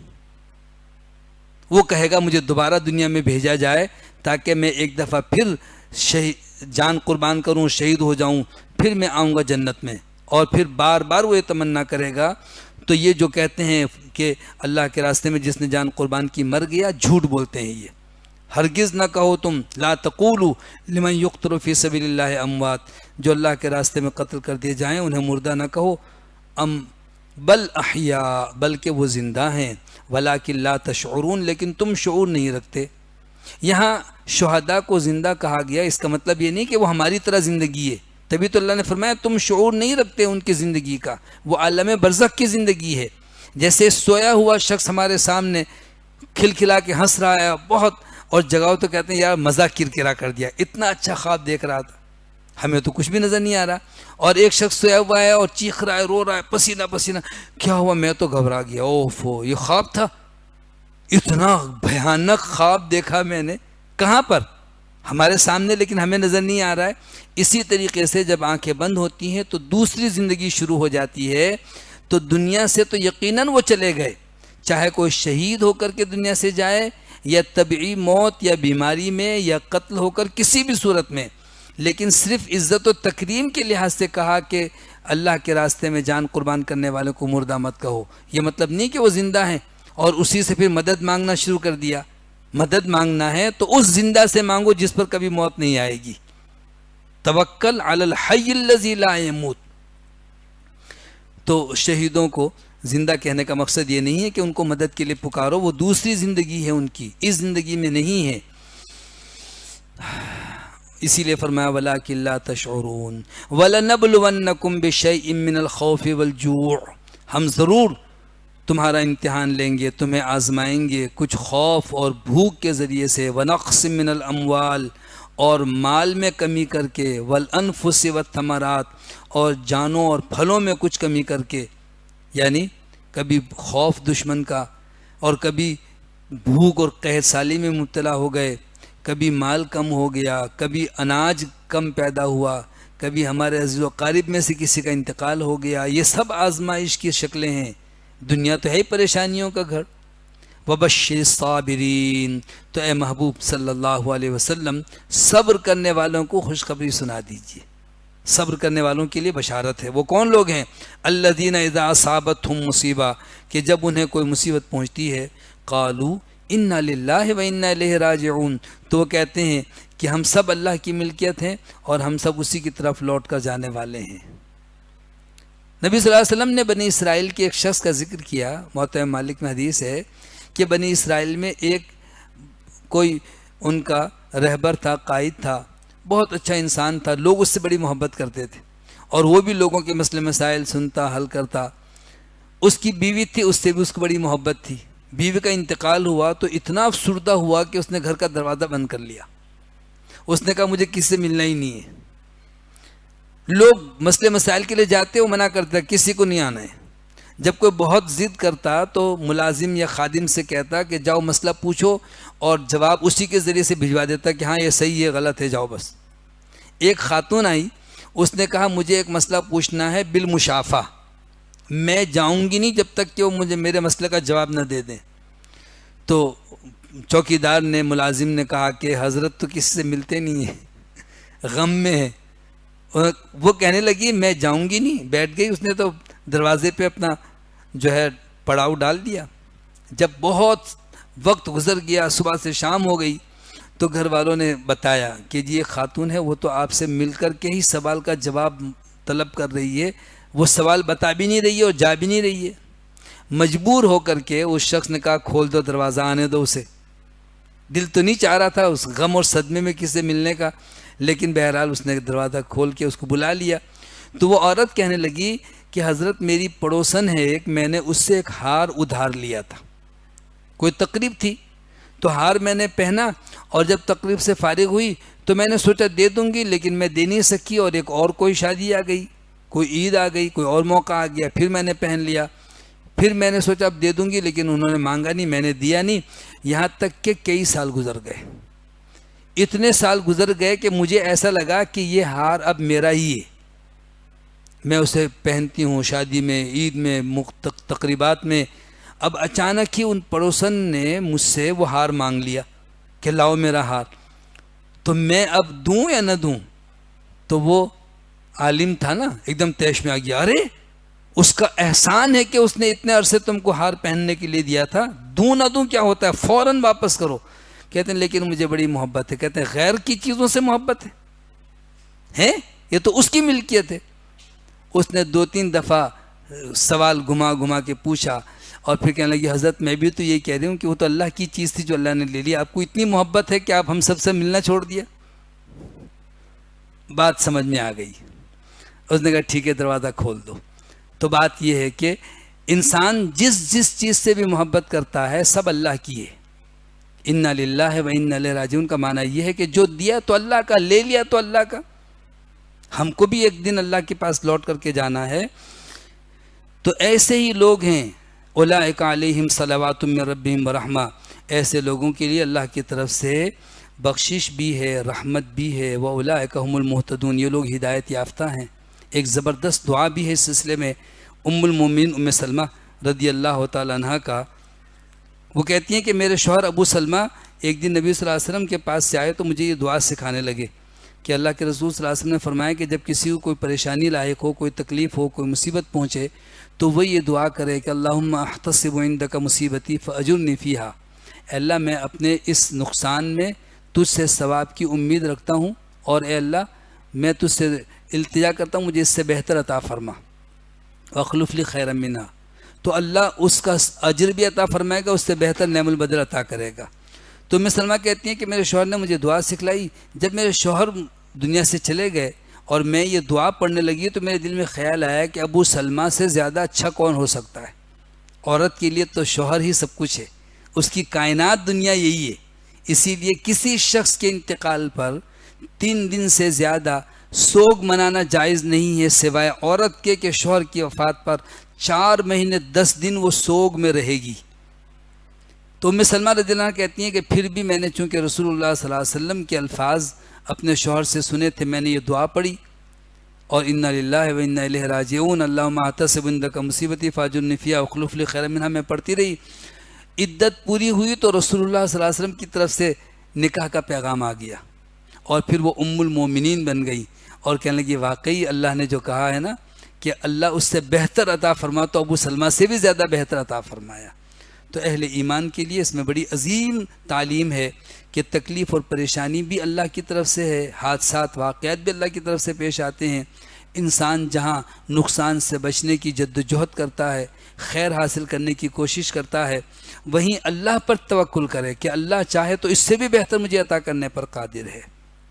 الحمدللہ آیت نمبر 157 تک 158 سے حج اور عمرے سے متعلق کچھ مسائل ہیں، انشاءاللہ کل پڑھیں گے۔ وآخر دعوانا ان الحمدللہ رب العالمین۔